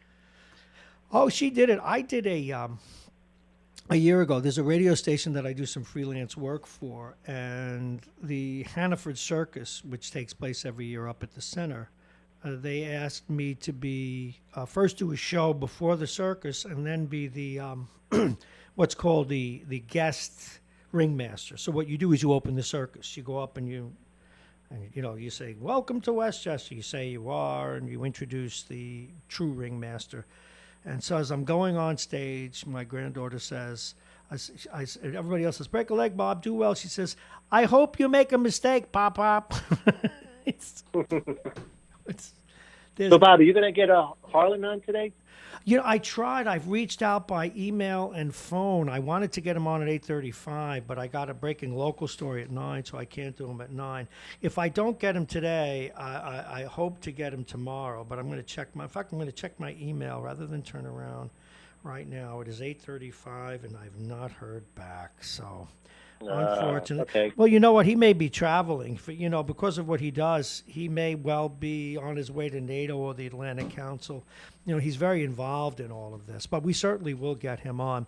Now, before I go, I had a couple of questions for you. You're a real estate guy, and I do all these programs about affordable housing, and people call about affordable housing and gentrification. How, as a real estate professional, how can one expect to balance that? In other words, we don't want to chase the people out of downtowns that live there, yet we need to make the downtowns more prosperous so that people don't go broke paying taxes. Well, how do you find that balance? Well, Bob, the best way I can answer your question is in the following way. I own a rooming house. Yes. And owning a rooming house for the last 8 years has given me an opportunity to understand very well the need for affordable housing, because a rooming house is a single room occupancy. Mm-hmm. It's called an SRO. And, by definition, it's one room. There's no kitchens, no bathrooms inside the unit. It's just a one room, like a dorm almost, right? And people, whenever I have an opening, people are contacting me immediately upon posting the opening. In fact, we have a waiting list of people who want to get into the rooming house because, for one thing, I run a very clean, safe, neat, well-run rooming house. And number two, it's affordable. But in New Rochelle, I want to give you a guess. How many rooming houses do you think there are? 2. Legal rooming houses. 2. Well, there's a few more than that. There's 15. That's But 15 for a city of 80,000, soon to be 90 or 100,000. When I first came here, I looked for that, and it was tough. I wound up in the 3rd floor, and it probably wasn't legal, but it was a very nice apartment in Woodward, and then Drake, and then a place that I have to leave, a different place. That was really more of a retreat house kind of thing. But Bob, to finish my point, though, I'm sorry to interrupt, but to finish my point. No, I was just waiting. It's hard to find. You cannot start a new rooming house in New Rochelle today. They're not permitted by code. Why? No new rooming houses. Why? Well, probably because many who own rooming houses, not myself, but maybe others, they don't care for them like I do. I care for the house like it's my own property. I'm doing improvements to it constantly, cleaning it, maintaining it. I treat the people in the rooming house like they're like they're relatives, not tenants. If anything is wrong, I'm going over there at 11 o'clock today to take care of a little bit of a leak. But I'm always constantly taking care of it. So, but other people who own properties such as this are just generating income, and they're not, trying to take care of it. But if I may, isn't that a question though of because they don't have the time or resources to enforce the code? Or let me be more cynical and let some of my conservative, or maybe it's, I don't know, maybe I shouldn't label it, or maybe they just don't want poorer people in their midst. I don't know. Because why, in God's Bob, name? We're trying to address the need for affordable housing, and if you can only afford $600 or $700 a month to live, where are you going to go? I agree with you, but what I'm saying is, if there were other Toms, see, Tom, if I may, I have to give you a compliment. Someone with your responsibility and decency, code will bring those people up to code. In other words, if they run a slumlord, they should be out. If they don't take care of the place, they shouldn't be in the business. So what I'm saying is, if they policed those people rather than limited the number of these kinds of houses, in other words, what's the real motivation for them to do it? Because they could fix that in a minute. Well, being a realtor, excuse me, being a realtor, I've been in thousands and thousands of houses, and some of the conditions I see in 2-family houses where there's 3 or 4 units in existence are just incredible, Bob. I mean, there's so many illegal apartments. Oh God, yes. Even I was a couple of years ago, I was looking at purchasing another rooming house. I went to go look at it, and while there was supposed to only be one person in a room, there were 2 and 3 beds in most of the rooms in this house I was looking at. And I said to myself and my wife, if we bought this home, we would have to basically evict everybody out of the house and start over to do it the right way. And I just didn't want to get involved with that. What about so new I passed on the construction? property. What about new construction? You wouldn't be allowed to do that because those are beyond code? Right, because you're not allowed to create a new rooming house. So if people really want to have affordable housing, they should be agreeable. I'm talking about those that make the zoning code. Agreeable to allowing, buildings that are built to code and maintained to code to exist as legal rooming houses. Because that would take care of a lot of the issues of people wandering around unable to find an affordable place to live. That makes total sense to me. But again, you grow cynical doing the news. See, one of the great paradoxes I'm sure that all public officials have is to deal with homelessness, deal with crime, and deal with the fact that most people who vote have means. And so how much of it is they just don't want poor people in certain areas? I mean, and they'll never say it, and they never come clean about it. And these are the same people that may be otherwise very liberal, but they also know that they can't stay in office if they put a rooming house, let's say, in the north end of New Rochelle. Well, you're assuming all these people are poor, and the reality is a lot of them are not. No, I don't mean poorer, of lesser means. I mean, when I came here and, I couldn't afford a whole second apartment, a whole second place to live. I needed just a room, and it was hard to find. But the circumstances of the tenants in this house are pretty much that, mostly they're men, they're males. Mostly they're single. Or divorced. Very, very few of them have been married in the past. So, they grew up, they never married. They have or had jobs. Some of them are retired on Social Security. They had jobs that they worked hard. They're good people. Yeah. They follow the house rules, and they don't need a big apartment, and they don't need to spend $1,800 or $1,900 a month for a 1 or a 2 bedroom, or $1,500 for a 1 bedroom. And they also like the camaraderie of the other people that live in the building. I have an open front porch, and there's chairs there, and often I'll go by, and there's 2 or 3 of them sitting there, That's kind of nice. That's really good. So I'm almost starting to lean towards the fact now I'm like referring to the house more as a dorm, because it's sort of that same thing, that same synergy that you see in a dormitory at a college campus. That's pretty nice, and it's pretty nice that you do that and you take care. When you look at the overall, the larger issue of, let's go up a step, because I thoroughly understand the people in that circumstance. What about the families that truly need affordable housing? How do we plan that while we also plan for prosperity? Or is this going to be a fight forever? If I'm not mistaken, a lot of the rentals, or some of them, a percentage of the rentals in New Rochelle now downtown, have to have that component. So yeah, but it's affordable. What they call affordable housing, that's just a word. I mean, it's don't worry, you can get a 1 bedroom for $1,800 or $2,200. That's not affordable housing. Well, if part of it's being supplemented by, the city or the state, I see, and you're only paying a portion of it, like the Section 8, or what they're calling it something maybe different now, maybe not Section 8, but that type of where you're getting helped. Part of your rent is being covered for you, and you're paying part of it yourself. It's a good program, I think. As long as as long as the people aren't abusing it, right? Well, what about Oh. Section 8? And we always read about, we read stories out of Yonkers, Section 8 housing. It's filthy, it's dirty, the landlords don't take care. Why do these landlords stay on the government payroll if they don't take care of the places we're paying them Well, to house people the of lesser means? landlords that I know that do that, they like it because their money is guaranteed. Well, yes, of course. Yeah, that's the way they like it that way. I think that there's just a bad connotation that is given to a Section 8 tenant.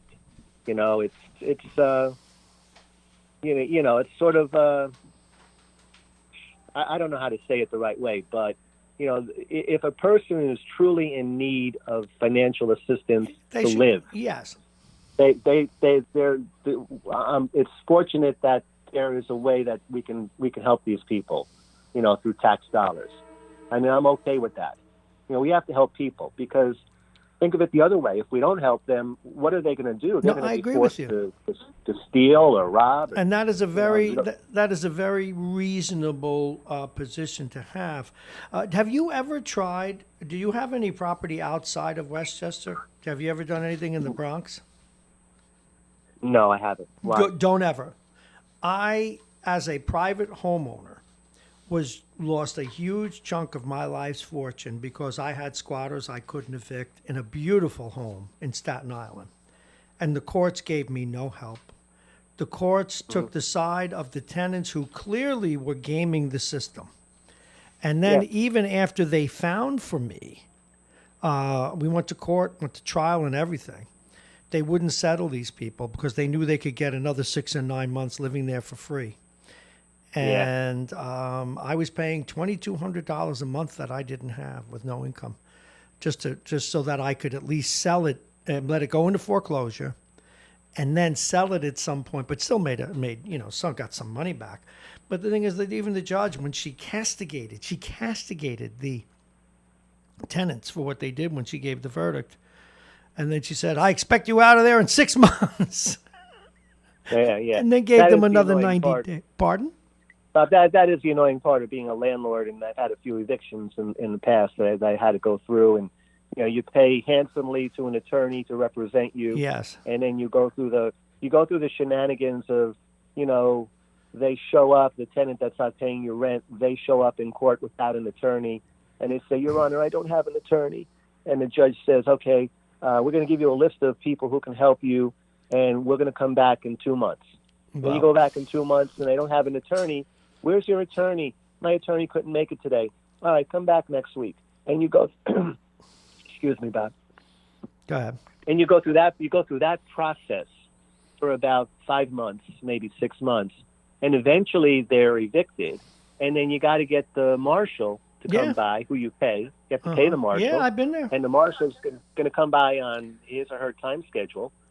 It's just very frustrating. And then at the end of the process, Bob, you lost money. A lot of Nobody money. made you whole. No one made you whole for the fact that the tenant beat you. Do you know what I kept saying to the court, when I kept going back, do we have a decision yet? Do we have a decision? What I said to the court clerk at the time was, if the city wants them to live there for free, then they ought to pay for it. Otherwise, get Good them point. out. And it was clear that they were gaming the system. In fact, one point the judge, she tried to negotiate it down. And they said, "What do you want to get out?" We would advise Mr. Marrone not to do anything. They wanted another 6 months and $10,000 to get out. Yeah. And so we went But to Bob, trial. there are really bad landlords. There are slumlords. Well, There's no that doubt was about not it, me. right?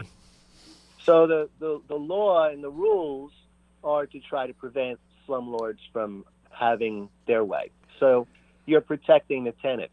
But sometimes you're protecting a tenant who lives in a building owned by a good landlord. Yeah. And the good landlord now is paying the consequences of the bad landlord. I'm going to give you one. This was also a part. Somewhere along the line, they got an extra 90 days. And do you know why? There's this thing in New York called housing preservation thing. It's about historic houses. Now, mine wasn't. Mine was a new two-family home. Beautiful home in a great section in Staten Island. And you have to put an address down where you take the mail. And the lawyer for the tenants said this address has to be an office. It can't be a home.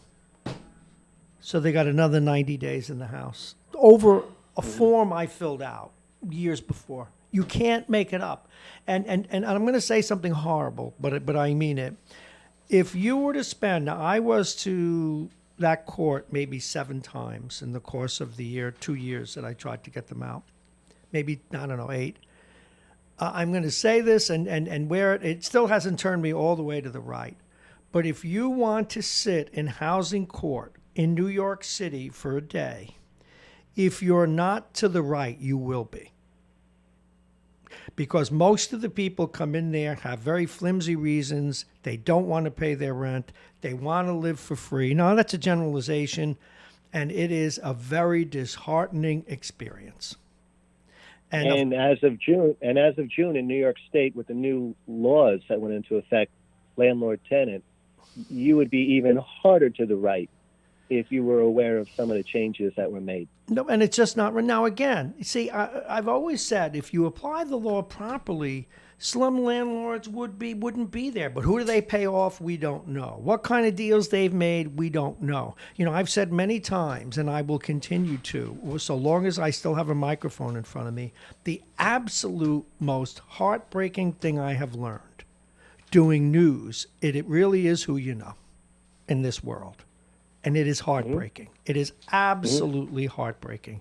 There's a system, something that Donald Trump was very right about. It's all rigged, except he's a part of that. But it's all rigged. And it's unfortunate. It really is who you know. Yeah. Because those landlords shouldn't, because if those landlords didn't exist, you wouldn't be painted with any of their of their splatter. And I would not have been driven to near bankruptcy. Yeah, it's also the same way in my industry, the real estate industry. There are some really bad realtors out there. Let me give you an example. If you were to call today to look for a home, if you were to go online, locate a property, make a phone call, and get into contact with a realtor, when you showed up at either his or her office or at the property that they were going to show you, there's a document that's got to be produced immediately by the realtor, which is called the New York State Agency Disclosure. And that's the document that lays out whether the realtor is working for you or working for the seller. Right. Do you know that probably more than half of the time, and I say probably because I haven't, you'd have to ask everybody who's ever looked at property whether they've signed one or not to know the answer for sure. But when I pull that form out, when a buyer shows up the first time they meet me, and they tell me they've been out looking at property with other realtors, and I take the form out and I say, well, then you're probably familiar with this form, and I start to go over it, how many people look at it and say they've never seen it before? Of course. Let me There go. are a lot of really bad realtors out there, and because I'm under the category of being a realtor myself, by association, somebody who knows what I know could say, well, all these realtors are breaking the law. They're not filling out the paperwork. They're not disclosing who they represent. My wife is doing a continuing education online now, and there's a National Association of Realtors study that says 62% of buyers who were surveyed never saw the agency disclosure form when they were out. Well, see, now I'm going to use your full name because you've evolved into a guest, and you have been a guest at times. His name is Tom Ralph, and somebody you really can truly trust, which is why we talk with him so much, and a very good realtor here. Do you know another profession? And now this, I may have to turn this radio station to a nonprofit one day to just continue to be honest. And I'd love to get auto dealerships, but now I'm going to say something that's going to turn them off. But I have to, otherwise I shouldn't have opened this radio station. I have yet to meet a car salesman or manager of an auto place that I trusted, and I am 69 years old. And isn't that unfortunate? They play more games and apply more bullspit and more disinformation, even in their ads. Everything's an event.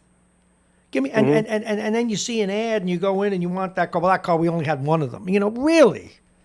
And see, here's where you go to the other side of the political ledger, the kinds of things that if you are to the right, you'll go to the left, because there are regulations that are onerous, but then there are regulations that are needed. These real estate guys and gals that do what you say should be in not jail necessarily, but they should be fined or they shouldn't get a license. Yeah, and Bob, the coincidental thing is that there's only one document that we have to fill out when we're working with buyers. Only one document, and it takes about 3 or 4 minutes of time to get it out of the way. And people just skip over it because it's too much work. Yeah, and you know what, too? Isn't it also true, though, unfortunately, now you're a real pro and you've been very successful at it because you are. And I'm sure that there are car dealerships, I'll find one, that are honest, okay? And again, I had a very bad experience that I went public with, and I continue to go public with. A very famous auto dealer in Brooklyn. He had the commercial, "We deliver," and they finally got the feds finally caught up with them. But anyway, I digress. We have a situation where if the law applied itself to these places, we wouldn't be saying what we're saying, Tom. Would we? Mm-hmm. No, of course not.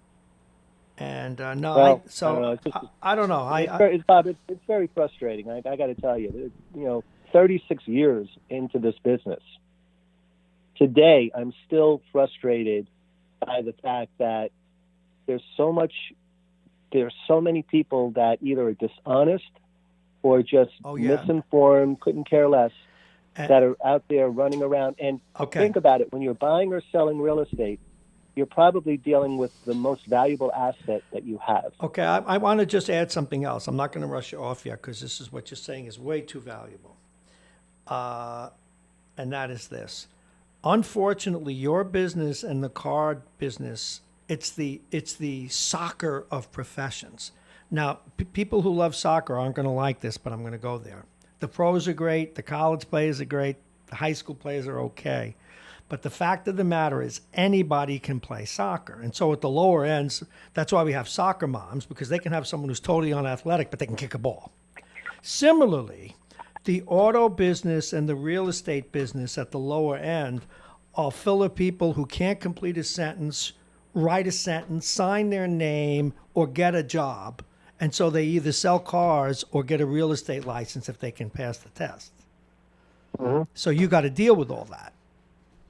Well, I agree with you, because to become a real estate salesperson, it's a very simple process. Mm-hmm. There's really no education involved. Mm-hmm. You're required to sit for a 75-hour sales course, either in person or online. Mm-hmm. You pay a fee, you go through it, and you can take the test as many times as you need to until you pass. And basically, if you can read and write, you can pass it. Mm-hmm. Really, no intelligence. And that's a stretch. Well, no, because if the liberals have their way, you wouldn't have to pass anything. And then you sit for a state test, which is even easier than the course test. It's simple. They'll mark that on a curve soon, too. Then you have to find a broker to associate yourself with. And since you're not receiving a salary, you're an independent contractor, uh-huh. Most brokers would hire anybody because they figure, why not? Yeah, you throw enough at the wall, some of it sticks. There you go. Then every 2 years you have to renew your license. You pay a fee to renew your license. You take a 22 and a half hours of continuing education. But they never ask you in the last 2 years, did you sell any houses, or did you rent any apartments, or did you do any real estate transaction? So basically you can renew your license without having ever sold a home. And if they really want to regulate it, they should prove that the person requesting the license is actually using the license. Mm-hmm. It's too simple.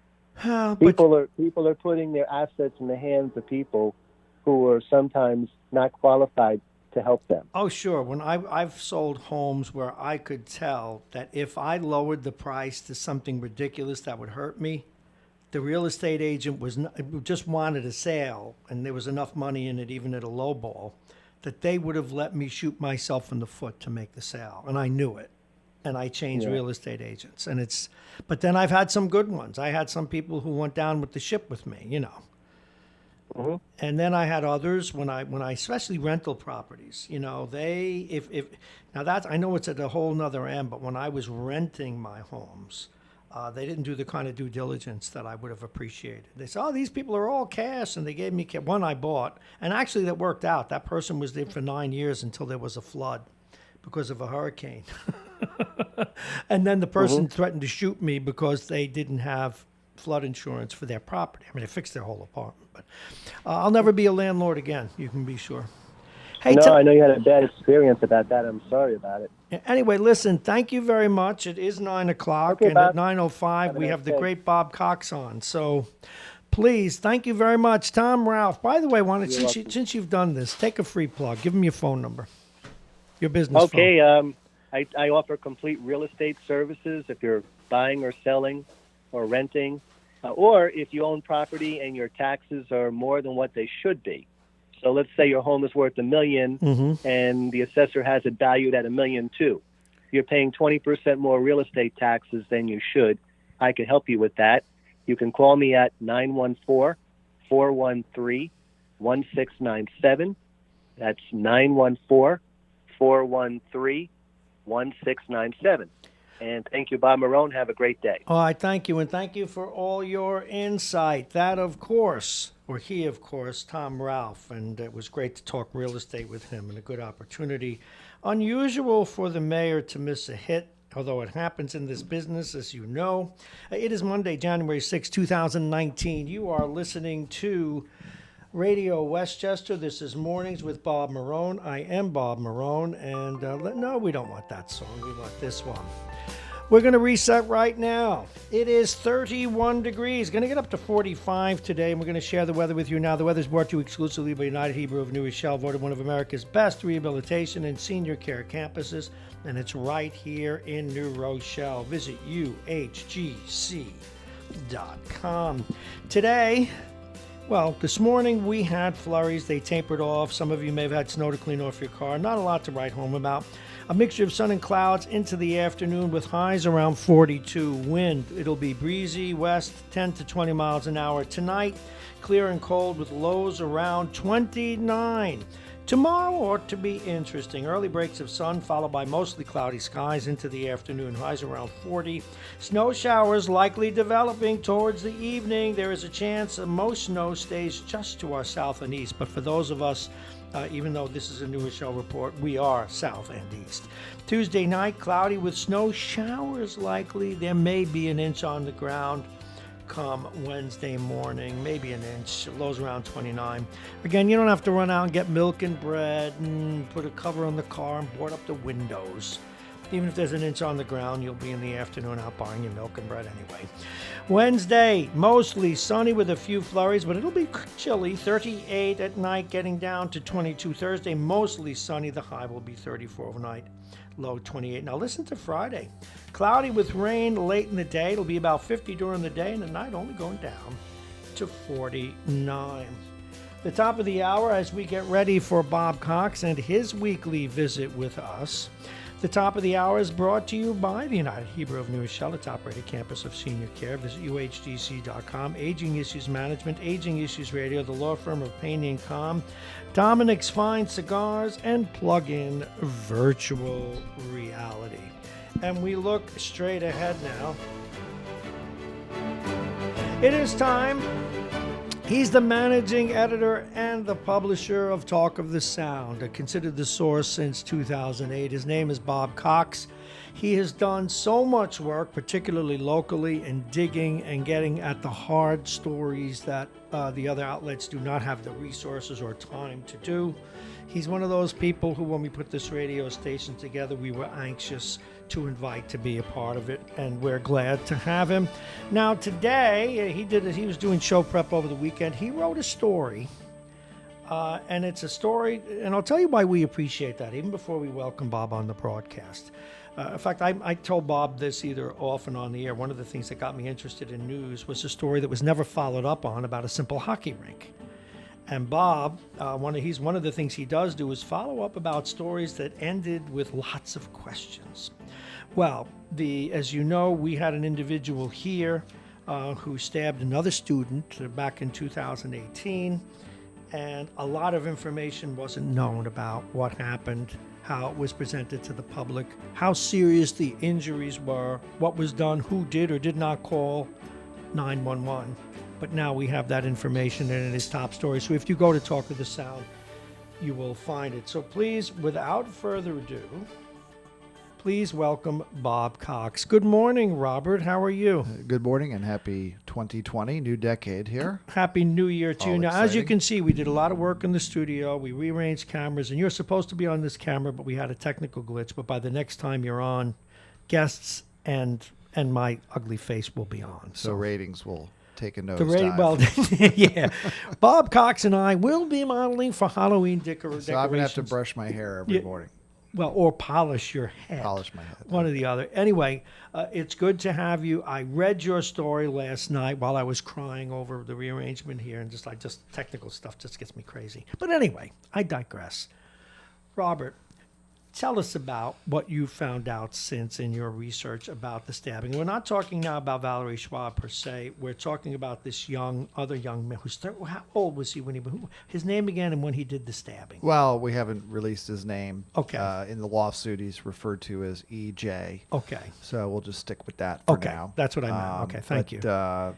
Yeah, he was stabbed in a classroom back on January. Right, he was the 18th, victim. 2018. Yes, EJ okay. was the victim. The perpetrator, who's now been convicted and is in jail or in a detention center anyway for Is youthful. it true he was 13 at the time or 14? How old was he? No, the first. So back up and Okay. frame the whole story. So, the story has been up until now about Brian Stamps. Yes. Okay, this is a kid who at 13 stabbed a classmate when he was at Isaac Young Middle School. He was then kept out of school for about 14 months. He was allowed to come back into school in the fall of 2017. By then he was high school age. He matriculated into the high school. In the week after the Valerie Schwab murder, he stabbed a classmate in a classroom up at the high school. And so at that time, he was 16. The victim was an 11th grader.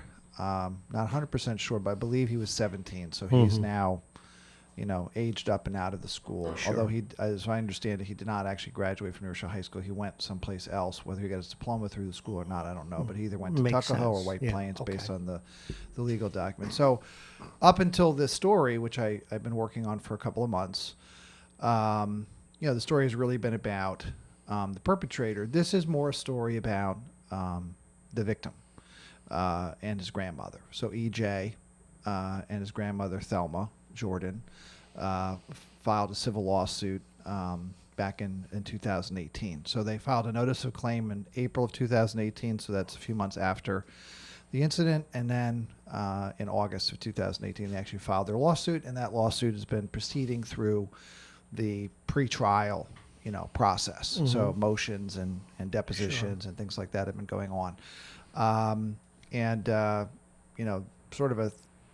This is a second story, a chronology. The first story I did was in May of 2018. That was a chronology of what happened that day, January 18th. This is a story about what happened ever since that day. So a second chronology. So it's a bit about what we've learned through the criminal case. Some documents have come out regarding the civil case, so we're getting a better insight as to what happened to that day. So that's what this story is all about. Let's get into it. Now, when the individual was stabbed, as I understand, EJ, okay, as I was reading your story, the first person on the scene to see him didn't think it was that serious? Well, actually, EJ himself testified that He thought he was punched, right? that he had been punched. He didn't realize he'd been stabbed. He said the teacher actually witnessed it. So the teacher said, you've been stabbed. Lift up your shirt. Lifted up the shirt. There was 2 puncture wounds, under his left armpit. A number of students in the classroom started screaming. Security guards in the area ran down to the classroom responding to the screaming. at that point, they made a decision to take him to the nurse's office. And at that point, we get into the issue of the medical director, who happened to be at the high school that day, took charge of the scene. And she's the one who ordered her staff not to call 911. Why? Well, she was deposed, so maybe someday we'll get an answer to that question directly from her. I can tell you what I inferred. She thought it wasn't that serious, or is it a general mentality that they don't want the police to be involved in crimes? And I've done many stories on this. Well, I've talked to two people, okay, who have, information that's indirect to me. But one is that one source said that she told her colleagues that she didn't think it was that bad.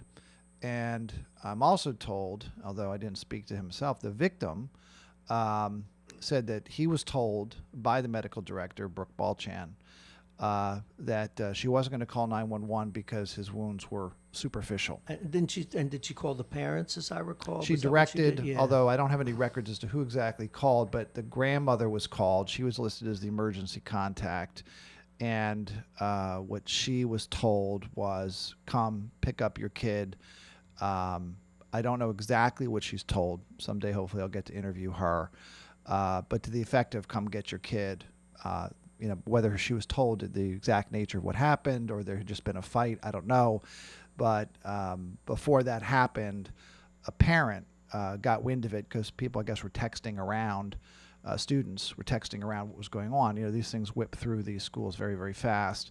And a parent called 911 and told the police that there had been a stabbing up at the high school, which then triggered them dispatching paramedics and police. Because there's a photo in your story. The ambulance is there. I was there. I was there. I mean, I at the time lived about a block away. So I actually happened to be listening to the police scanner. I heard the call go out for the high school. Given that we had just had a murder, there had been this altercation the day before. They had all happened within the immediate vicinity around where I lived, which was near basically Eastchester and North Avenue. Mm-hmm. I just, made an educated guess that this was more bad news, and I literally chased the ambulance down Clove Road and got there shortly after the ambulance arrived. So I was also there when they brought him out. They tried to stabilize him in the ambulance, and then they took him away. Now, if I may, again, reading your story, superficial wounds, he had wounds to 3 or 4 major organs, if I'm not mistaken. I think his spleen, his lung. And diaphragm. Yeah.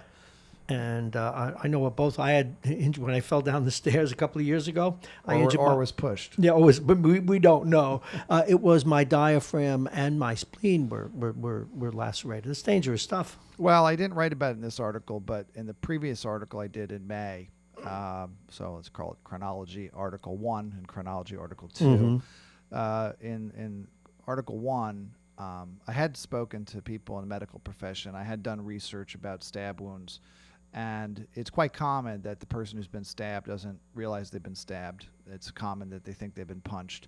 And it's quite common for people who suffer a serious injury like that to actually bleed out, not even realizing what had happened to them. Well, that happened in the famous case of the machete kid who sat on the curb. The young man who died, and I guess it was in the Bronx. Or anyway, he was a block from the hospital sitting on the curb, but he bled out internally, not realizing the troubles he was in. Yeah, so you also don't want to necessarily rely on the victim to self-diagnose. You course. have a doctor there, and she, I want to say not should know, she knows, because this is part of any standard medical training, that when in doubt, okay, you get the person to emergency room immediately. Mm-hmm. There's absolutely no excuse. None. Zero. For anything about why an ambulance wasn't immediately called. And instead, there was a delay of about 26 minutes while he continued to bleed out. And, from what talking to people that were in the room, he was in shock. Okay. Not surprisingly. And could very well have died right there in the nurse's office. Do you think, this is, I realize I'm asking for an opinion, but to the extent that you can give me one, Do you think there's this sense, in all things we try in life, minimize it? Oh, it's not that serious. We don't want to have police. We don't want to make a big scene. How much of that do you think drove the way they handle this? Well, I think there's two pieces to that.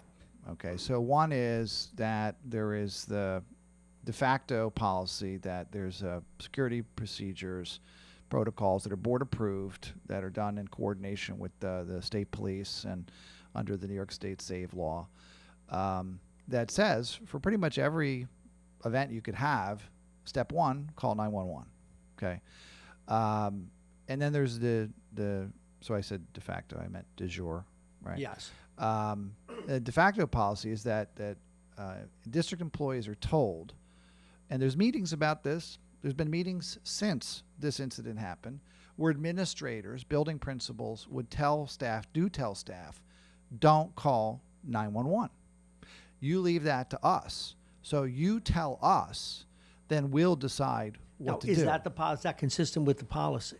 No. Okay. Well, that needs to be really clarified. No, here. but I've had this discussion with board members, and they talk about what's in the policy they approved, and I'm telling them, you have to look into what's actually happening. What are your staff being told? And in this is not the only case. So there's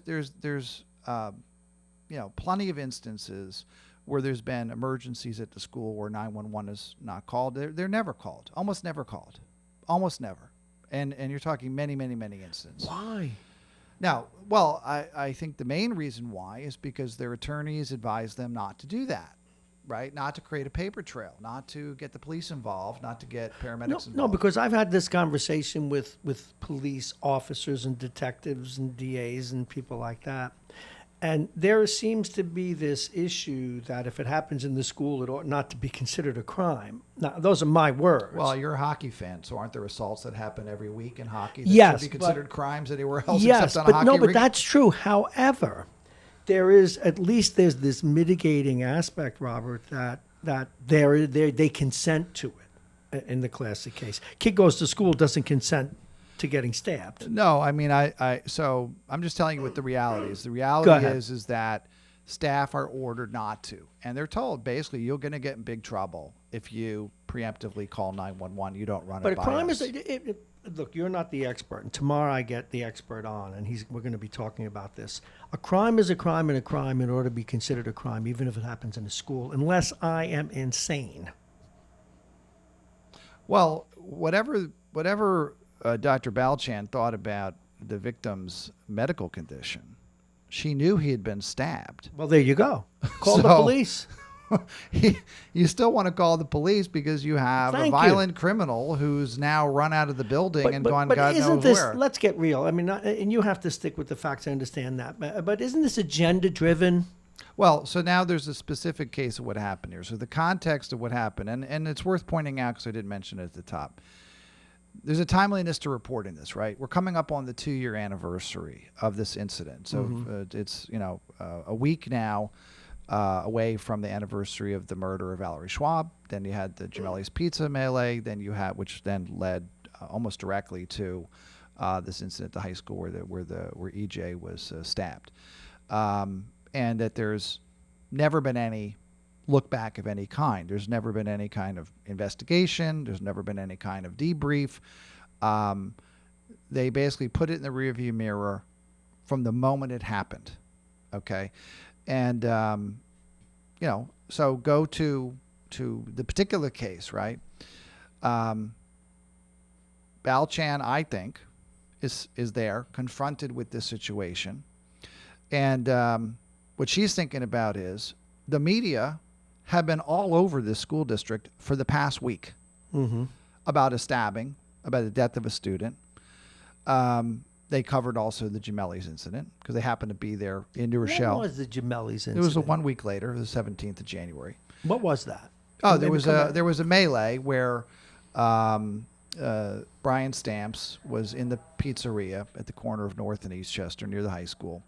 And he was basically jumped by maybe a half dozen students who ran into the place, got into a fight. They started. Was this at night or lunchtime? It was in the afternoon.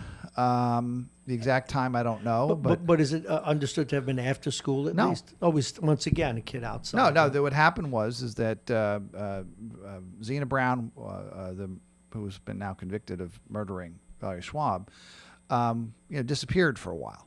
Okay. And then she was caught, and then she had an arraignment. So the murder was the 10th of January, 2018. The arraignment was the 17th.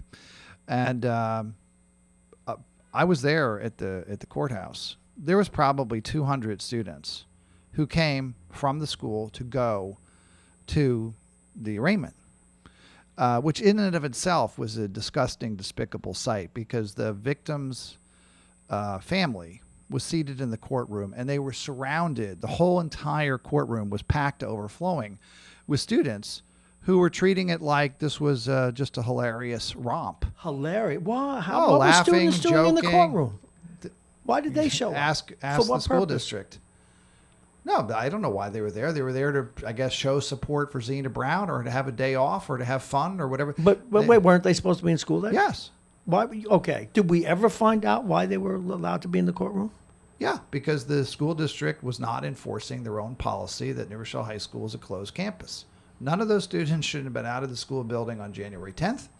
They shouldn't have been out of the school on January 17th. But the larger question is, were they encouraged by the school to go to the court? I have no idea. Okay. Continue. I have no Well, idea. by the way, let me remind folks, you're listening to Mornings with Bob Marrone. I am Bob Marrone. This is Radio Westchester, your station, or radio station at the train station. It's 921. Now, remember, many of you were listening, went to MyTuner Radio and then to RadioWestchester.com. We're now on iTunes, Facebook, Instagram, YouTube, and Periscope. And Bob takes the 2 steps and listens on Alexa in the morning. Continue, please, Robert. Bob Cox, I forgot this part. Bob Cox, our guest. He's with us each and every Monday at 9 o'clock for the full hour. He's the managing editor and publisher of Talk of the Sound, considered the source since 2008. Continue, because this troubles me. As a citizen, it troubles me. Well, so the group of the students were coming back from the arraignment, and they saw Brian Stamps in the pizzeria. They had some beef with him of some kind, which I've never learned what exactly it was. And they jumped him. A fight broke out. One student was injured. I think they had a broken arm, if I remember correctly. Oh, great. And Brian Stamps himself, according to what I was told, was actually found to be in possession of an edged weapon, and he was on probation for stabbing the kid at Isaac. So why he wasn't detained at that point, I don't know. The police have never explained that. And I did ask again for this story, although I just asked over the weekend, so maybe I'll get an answer to that. And he was also wanted for other crimes. So they left him out. Just something I noted earlier. You mentioned that he was out of school for 14 months. Was he in some kind of special tutoring, and was that a suspension? Do we know? he was considered homeschooled. Okay. What exactly they great. did? Usually, what they do Marvelous. is they go to like the New Rochelle Public Library or they do something else. But I see. he wasn't allowed to be on school grounds. And but in any case, this incident happened on the 17th, and the next morning he shows up at school. He also shows up late, right? Which under normal circumstances. Wait a minute. He showed up at school the day after the stabbing, or the Yeah. day after the day after the? How could he show up to school? No, and no, why no, was? no, the day after the fight at Oh, when he Gemelli's. was mugged. Okay. Well, I wouldn't whatever. say. I wouldn't Those say, are my words, not yours. I Go wouldn't say mugged. Okay.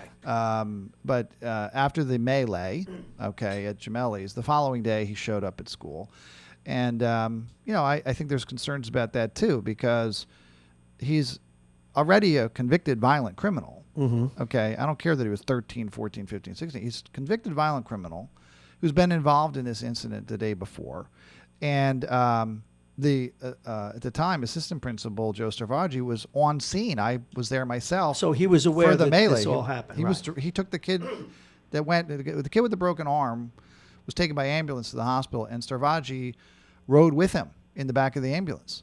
So he was perfectly aware that this happened, and so yet Brian Stamps comes in the next day. He shows up late, which should have required him to go to the house office and check in and explain why he's late. And all. None of that happened because the principal at the time, Reggie Richardson, had not only was not enforcing the closed campus policy, but he also was not enforcing the being on time policy. He had a policy that said you can be up to 10 minutes late for everything.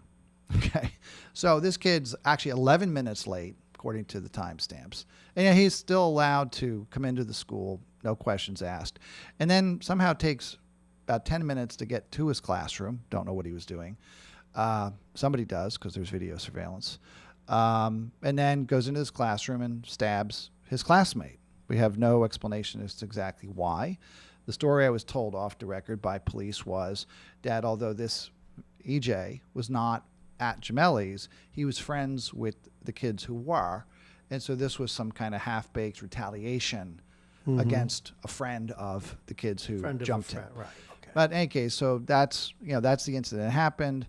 And at that point, a stabbing occurs. Brian Stamps runs out of the building immediately. And there's a whole cascading series of failures that flow from that, which I documented in 2018. And they're recapitulated in this article here to kind of set the context for people who aren't familiar with the story. But then we get into the issue of what happened next, right? Brian Stamp goes on the run. He disappears for about 4 months. He's ultimately found by the FBI with his grandfather down in Gadsden, Alabama, and he's returned and he's prosecuted. Meanwhile, the family goes forward with their lawsuit, and so some things have already come out that are interesting, right?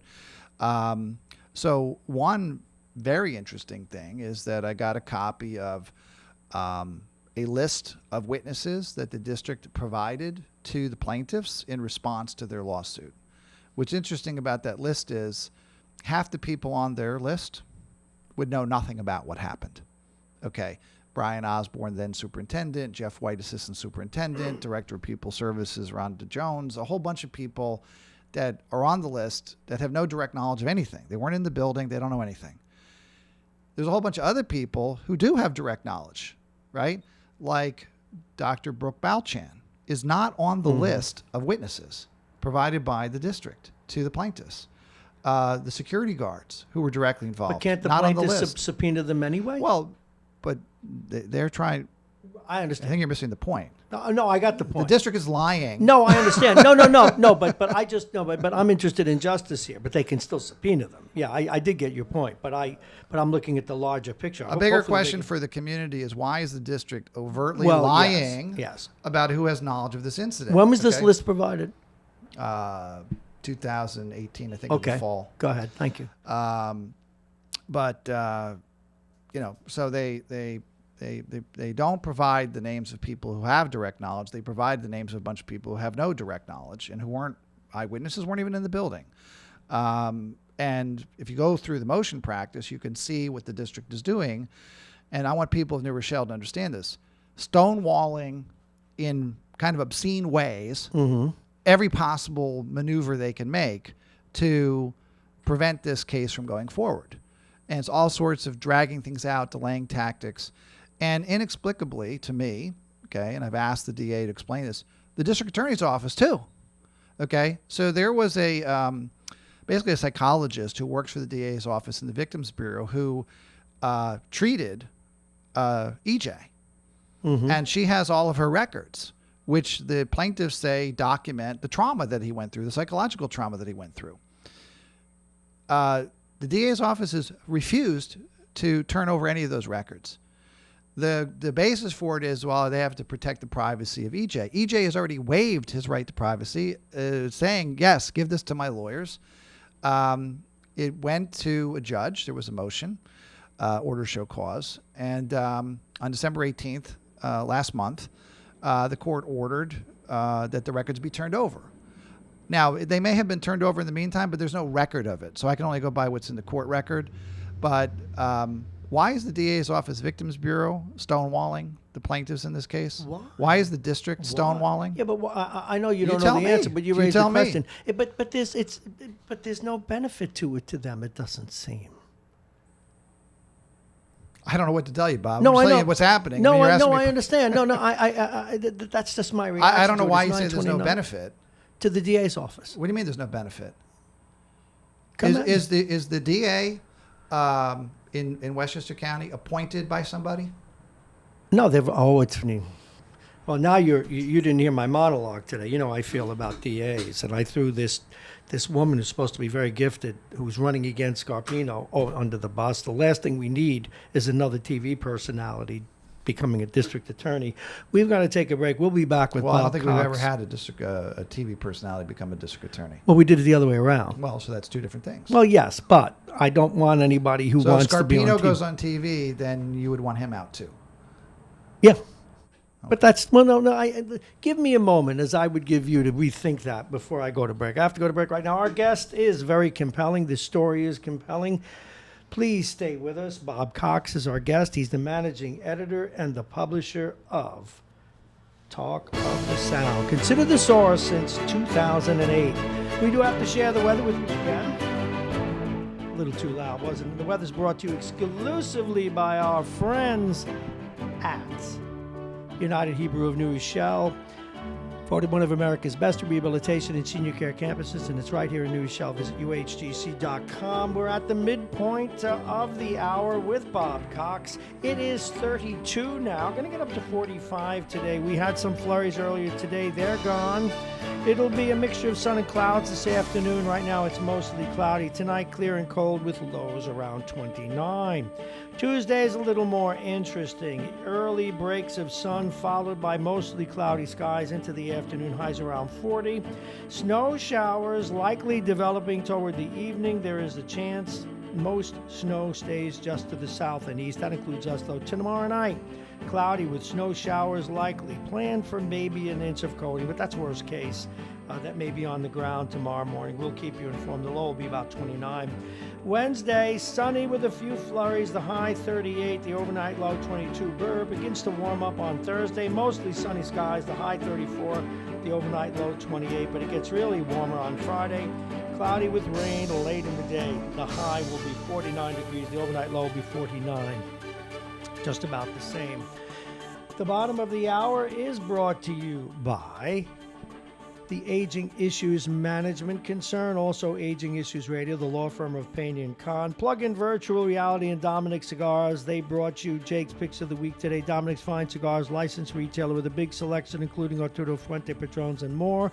Dominic's Fine Cigars, located at 204 Boston Post Road in Larchmont. Open 7 days. I sneezed, but you couldn't hear it because I turned off the mics. That works out really well, doesn't it? Again, Dominic's Fine Cigars, located at 204 Boston Post Road in Larchmont. They're open 7 days. And we will continue now with our conversation with Bob Cox. It is 9:32. Now remember, tomorrow we will be talking with Mike Duffy. We'll be talking about the way the new bail system is working out. Not so well, at least when we take some of the anecdotal stories that are out there. And we also will be working at getting our good friend Harlan Ullman on tomorrow to talk about what has been going on now in the Middle East with the assassination of that general. But we continue now with our conversation with the managing editor and publisher of the Talk of the Sound, Bob Cox. He considered the source since 2008. Go to his website. This story is there in full. But we continue with Bob now. Bob, thanks for staying with us into the second segment of this hour-long discussion. So we have what occurred. We have now the list of guests, or if you will, the list provided by the school of likely plaintiff witnesses. And as you've said, even the DA wants to get elected. Why should he lose votes doing the right thing? I mean, who's going to be upset? I'm not going to I'm go asking you deep to into the speculate. mind of the district attorney, but I have, as you probably know, zero respect for the district attorney's office, in particular the Public Integrity Bureau, which has been a joke for years. No matter who's been there? Well, the same guy was there for years, and he's now left. So what remains to Oh, be no, seen. what I'm saying is regardless of who the district attorney was. I just don't think it's a place you go to get justice. Okay. That's simple. It's very political. Well, Okay. that's how I feel. I mean, anyway, go ahead. So, So where you're do we go asking me from to here? You're asking Where me, does I guess, the to case- defend an organization I have no respect for, so let them defend themselves. Okay. All right. But, these are questions that I think the public has a right to answer, to get answers to. And I think it's troubling that somebody who is basically a victim, patient, goes to the Victims Bureau of the District Attorney's Office, and then the DA's office is actually helping the defendant, the school district, who I think most people think, is directly responsible for what happened to this victim, EJ. So they do have some obligation to explain themselves. The legal argument that was made in the motions was ridiculous, basically that this is a privacy matter. It's not. If you go someplace and waive your right to privacy, it's no longer a privacy matter. Well, yes, it's that's protecting true. somebody's behind. And so, why they're doing that, I don't know. But, not for nothing, New Rochelle is one of the largest municipalities in Westchester County. It's a heavily Democratic city. Scarpino's a Democrat, and he's up for re-election. So he's looking at a huge block of votes coming out of New Rochelle. And this has been a pattern for many, many years with the district attorney's office. Well, let's go there, but not so much about the district attorney as it is the Democratic base that votes on these issues. Why should, and I mean, you may be saying I'm asking you a question that I kind of know the answer to, but why should Democrats be concerned if justice is done? Why should they protect the school system? Well, again, I mean, that's, I'm not sure exactly what you're asking me. The school district always has the position that they're there to cover their own behinds. It's portrayed as somehow we're protecting the school district, but in reality, what they're doing is protecting people's careers. I mean, the level of incompetence that is on display in that 8-day period is, breathtaking, right? I mean, not following their own policies, allowing violent criminals back into the school building, who've just been involved in an incident, caught with a weapon or wanted for crimes, allowing that person to escape the building, having a student who's bleeding to death in front of you, and you're a doctor, and you say call the grandmother. There's other failures that are documented in the article, and one is coming from the interim principal now, Joe Starvaggi. And by the way, so this guy screwed up at that time. Okay. So what was the punishment that Joe Starvaggi got? He was promoted. As an acting He got principal. more money. Okay. Thank you. Rewarded. Rewarded for what? Was he rewarded for his competence, for his coolness, his demeanor, the way he handled it? No, he was rewarded because he kept as much as possible, the bodies buried, so to speak. Okay, this is what goes on in the school district. That competence isn't what gets rewarded. Omerta gets rewarded. The code of silence gets rewarded here. Well, it did. I mean, has the new administration any different at this point? Is it too early to tell? Well, I think it's way too early to tell. Yeah, that's what I would okay, think so too. But I had discussions about this case with the school board leadership back a couple months before Dr. Fayou came on board, and was told that this is something that she would take up once she came on board. Well, that was November 1st. We're now into the new year. Nothing has happened that I'm aware of. And the main one is Dr. Balchan still employed by the district? Okay. How can you have somebody who's in charge of the medical department, all the school nurses, who tells a kid, oh, I don't think you're really that badly hurt. We're just going to call your grandmother. Tell her to come pick you up and take you to urgent care. If I was running the school district and I heard that story, I would bring that person in. If she confirmed it, I would fire her on the spot. She should not be allowed to be around children. I don't think she should even have her medical license, and yet she's 2 years later still employed by the district. Why? Why is that happening? Who's protecting her? Is it individuals protecting her because they're personally connected to her, that they're friends of hers or something like that? Or, which I think is more likely, it's the system protecting itself. It's about, if we're going to do something to her, they could do something to me. And I think that's the bigger issue here within the culture. But even in that instance, shouldn't she be entitled to due process and to be heard out? She's perfectly welcome to go file a lawsuit saying that she was unfairly terminated. Okay, let's put it this way. One of the allegations that was made against Coach DiRienzo is that he discharged a student to the parent without permission Yes. of the principal Yes. during the day. Mm-hmm. Okay. Well, Joe Starvaggi was doing that morning. I was there. There was people showing up saying, I'm here, I want to get so-and-so out of school. And I asked them, who are you? I'm a friend of the family. I'm the grandparent. Are you on the list? No, but I'm here to get the kid. My daughter called, my friend called. They want me to get the kid. And these people were all released. So now, And I talked to them. I interviewed them. right now, the doctors in the under the microscope that we're talking about. In Everybody your who was article, everybody there were other there people. should be under the No, microscope. I know, but that's why I wanted to get to some of the others. We had the open policy that either the board, the then superintendent, or the principal, or God knows who else, All of the above. tacitly approved All of the or above. openly approved. So All they of the need to be called on the carpet as well. Everybody In this involved lawsuit. should be gone. Well, some of them already are. No, but there's people that are not only still there, but people who have been promoted. So there's board members who were there at the time who are now vice president and president of the school board. There's a guy who was assistant principal has been promoted to interim principal. Another person that's on the witness list is Camille Edwards Thomas. She was a house principal. Now she's assistant principal at Albert Leonard. So the people who are still around have not only stayed around, some of them have actually been promoted, which means they're getting more money, okay, which means they're getting a bigger pension. They're being rewarded. Where do we go from here with this story, do you think? Well, I hope that the public will join me in asking some of these questions. And the way to do that is to show up at school board meetings. There's one tomorrow night, and ask these questions. It's to come on the air of shows like this and raise those questions. It's to take to social media to ask these questions. And get out of the mindset, which is so prevalent in this community, that the school district has to be protected at all costs. Okay. I would say, and I think it's a legitimate point, EJ is a young African-American from the south end of New Rochelle. Mm-hmm.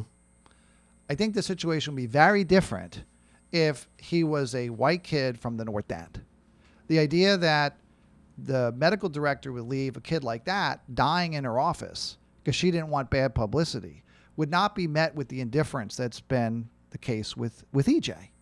Okay? So I think it's fair to say that there is a racial component to this, that this is a relatively, I'm not going to say poor, okay, he doesn't live on the streets or anything, but a lower socioeconomic African-American student from the South End who doesn't have any particular political constituency helping him or behind him. The only person who's up until now been advocating for him is me. Well, I understand your point, but one of the things I'm not sure I agree with, but I'm not sure I understand the issue well enough, is after the Valerie Schwab murder, a community supporting that was very racially and ultra liberally inclined, in my view, and made a mockery of the meeting following the murder of Valerie Schwab and turned which was not a racial incident into one. So why would they not be that same group of people? They should be in your corner now. Why are they not? In what way are you talking about the Valerie Schwab issue? They got up. No, I want you to explain it specifically. They got up. Because then I'll respond to it. No. Because you're wrong, but I'll explain to you why I don't you're think wrong. I'm wrong. I They was got there. up. You were wrong. No, Bob, we're going to Go disagree ahead. on this. We can They got explain up yourself. Go ahead. and they said that anyone who traces the roots of this, and nobody was, they said things like, anyone who traces the roots of this to culture, anyone who says it has anything to do with the neighborhood they grew up in, and no one did any of these things. And they went on a long list of issues that were left-leaning, which I generally don't ever have a problem with, that seemed out of sync with what happened. Why is that same group that made a racial incident into one that was not? Now you're rightfully pointing out that this may, because I agree with you on that score, something that if it's like the kids down or the people that died down in Katrina. If they were wearing Izod shirts and ties, I thought the government would have responded better rather than black people floating in the water. So I agree with you. But why did that group not take up EJ's case? Well, first of all, I think that you're mischaracterizing what happened because you sound like you're quoting one particular speaker at a meeting. No, there were several speakers that got up in that same line of folks. There was 400 that turned people it at the into meeting. a racial thing. Well, there was 400 people at the meeting, and Are you saying they did not do that? No, I'm saying that you're taking a handful of people, okay, who are the same people who do it all the time. Yes. It's people involved with New Roar. Yes. Okay, who do it for everything. If a pencil No, breaks, I it's understand. racial. If So what I'm somebody saying, trips and yes, stubs their okay, toe, we're it's on the same racial. page now. No, So- but that's different. But why aren't they? This is a legitimate case where they should be complaining and they should be saying Well, something. Bob, have you ever met any of these people? They're friggin' idiots. Okay, they're idiots. Okay, these are mindless people. So I should have okay? just dismissed them out of hand. But I've listened to them speak. They're No, I'm basically- asking they're you. basically mindless people, okay, who were there with a particular agenda, and why they didn't. I mean, put it this way: they're more likely to defend Brian Stamps because he's the victim of a system that caused As him they to do. see it. Okay, we're on the same Okay, page. We but disagree more less than you importantly, think. and that's why I said right early on in this is that this is the first reporting of any kind, really, Mm-hmm. of EJ. See, we haven't heard EJ's story. Until your story, I didn't. Right. So people don't know who this kid is. They don't know what he went through. They don't know any of the details. They don't know any of his background. They don't know where he's from. I mean, I would like to interview him someday if he's listening. I hope he will consider an interview. But Bring the him public does need to hear more of the story. But the public face of this incident, and I'm guilty of it as well, we call it the Brian Stamps stabbing, right? Because that's whose mugshot that we got. But That's EJ the kid that we is know. the victim, and we should be spending more time And his worried about grandmother. him. Yeah. And his grandmother. And, ultimately, at the end of the day, will this court case, this civil lawsuit ever see the light of day? I doubt it because the case is so bad for the district that they're going to have to write a big fat check. And they should. But won't part of that be getting a that check matter- will be a agreement that they won't talk about the case. But So won't they? But at least a hearing, a courtroom is a public place. Or it's not going to get to court, Bob. Continue. I'm sure you're right, but continue. How many cases against the district over the past 20 years can you think of where there was a civil lawsuit against the district that went to court? Zero. They always get settled. Of course they get settled because invariably the district is in the wrong. They're in the wrong here. Well, does this not, to move forward, does this not present an opportunity to the new administration to do things differently? Well, you have told me that you're going to have the board president, Amy Moselli, and Dr. Fay. Yeah, I on invited as them guests. on 2 weeks ago. They haven't because Well, of the let them holidays. answer I'll get that them. question. All right. Thank you. Let them answer that question, okay? They should answer that Because question. it is an opportunity for them, is it not? Well, first of all, Amy Moselli has been the board president since July 1. Yes. Okay. She was vice president before that. So she's had plenty of opportunity to do something about it, and she hasn't done anything about it. She has never even spoken about it. Let me give you a simple little point. Okay. The day this happened, Joe Starvaggi put out a statement that said that that EJ, okay, did not have serious injuries. Okay. They've never corrected that statement.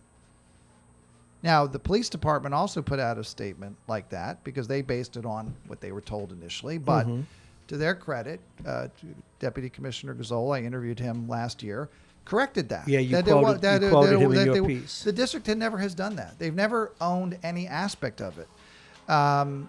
So you can't talk about transparency and accountability and then not deliver it when it actually matters. Understood. Okay, and I don't want to get into the whole Apex thing in the time that we have left, No, but I know, but I did want to. but just on the issue of the hypocrisy of the idea that somehow Jeffrey Hasty, You and read then- my mind. and then Amy Moselli and Paul Warhit have been this triumvirate of transparency and accountability. Absolutely false. Absolutely false. They are transparent when it suits them, which is, in other words, they're not transparent at all. And case in point, when the Apex situation first came to light was May 7th. I wrote about it. Yes. And I I want talked- to ask you a little bit about. I We've got talked to- 11 minutes, and I'd like you to get. Well, I to talked that a to little bit. I talked to two board members who They were off-the-record conversations, but people that were in, let's say, thought leaders on the board. Thought leaders. I like that word. Had influence on the board. Okay, let's leave it at that. All right. And said, they were going to do something about it. It sounded really serious. They never did. Okay. Then I had a second story, and the Journal News had a third story, and now there's 3 stories, and now all of a sudden they decide they're going to do something about it. So they get this company to come in, T&M, to do an investigation. The investigation, now that we have all such sorts of information in, that I've especially developed over the past 2 months, complete, utter sham. A fraud. An absolute fraud. The district lied. T&M lied. It was a fraud. Okay? If you go back and look at the report, what you'll see is the report is not a searching examination of the Apex program since it was founded in 2014. It is only reacting to the 3 stories that were in the news, and 2 of the 3 stories it does not sustain. One of mine about the art program, and another by the Journal News about the documents that they obtained. Realize those stories made the news, but they were not sustained by the investigation. They were dismissed. The only one that was actually sustained was my original story, which said that they were fixing grades and other things. Okay, so we're told, okay, we're going to be transparent. When we get the report, we're going to put it out right away. It's going to be unredacted. You're going to get the unvarnished truth.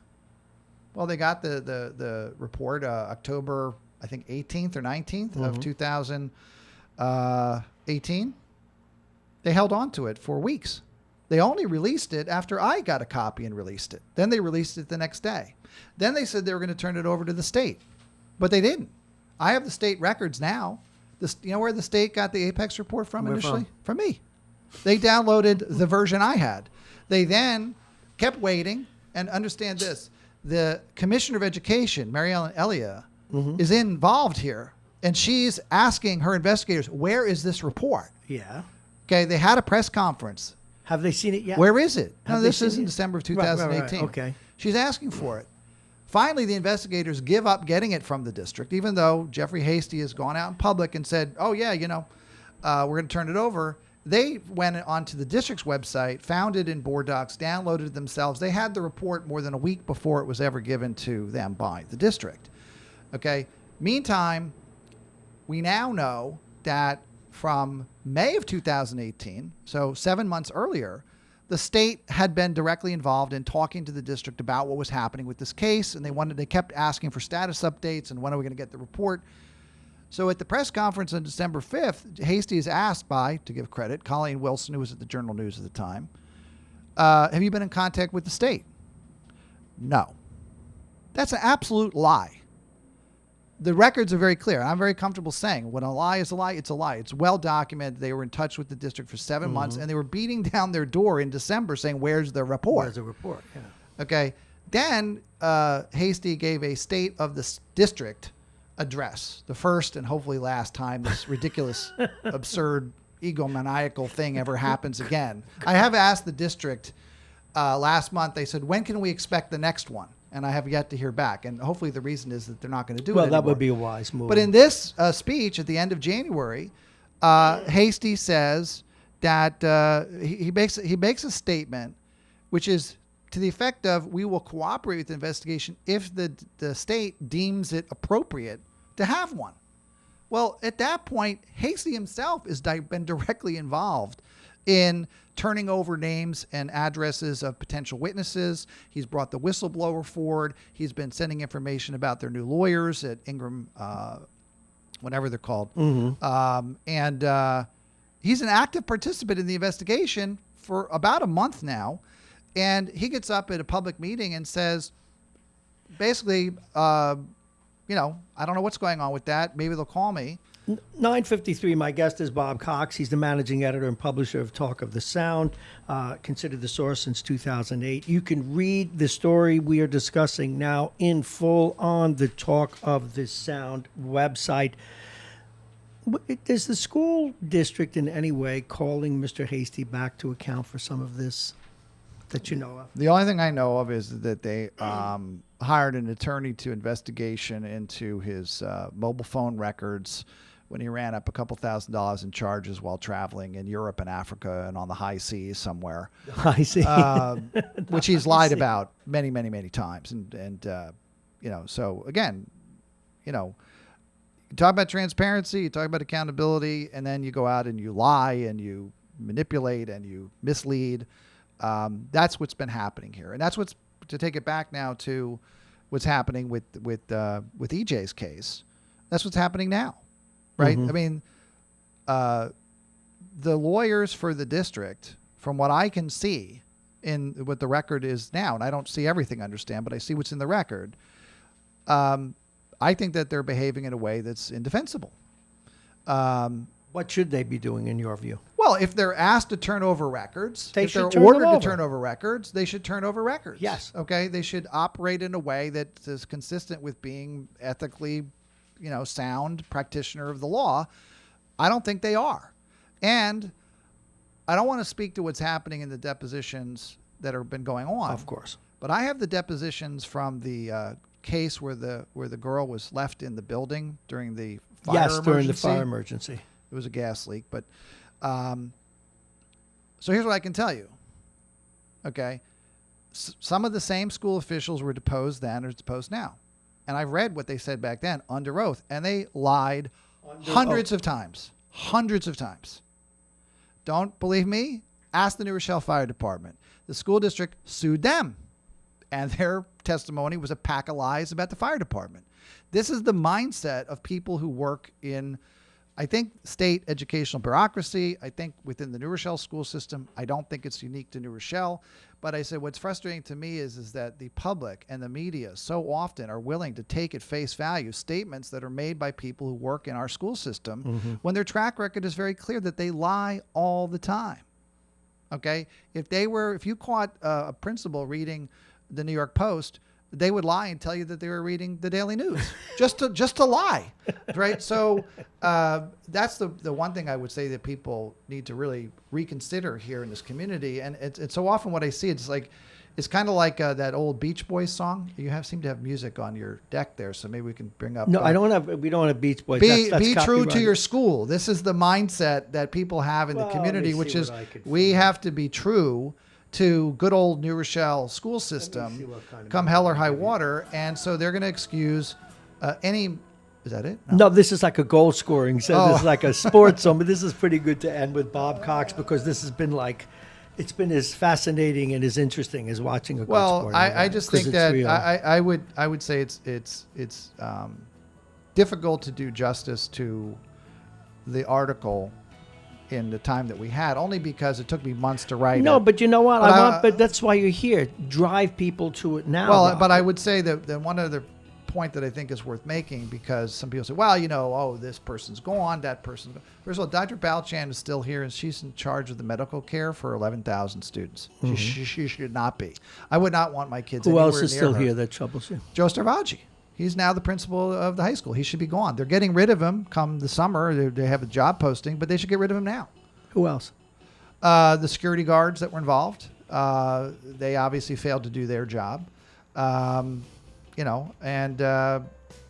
those are the people that would be top of the list. And I think anybody who was on the board at the time that this whole violence happened, the fact that they allowed the violations of the closed campus policy and the other things to go on, I guess if this was Japan, right, they would have all committed Harry Carey by now. Okay, they should just go away. I don't know the details of why one board member resigned a few weeks after, but Natalie Atala resigned as vice president in the weeks after. Interesting. Okay, I don't know why she did, but if she did it because it had anything to do with her dissatisfaction with the way the district was being run in regards to these incidents, she's the one person who did the right thing. Drive people to the story. Where is the story right now?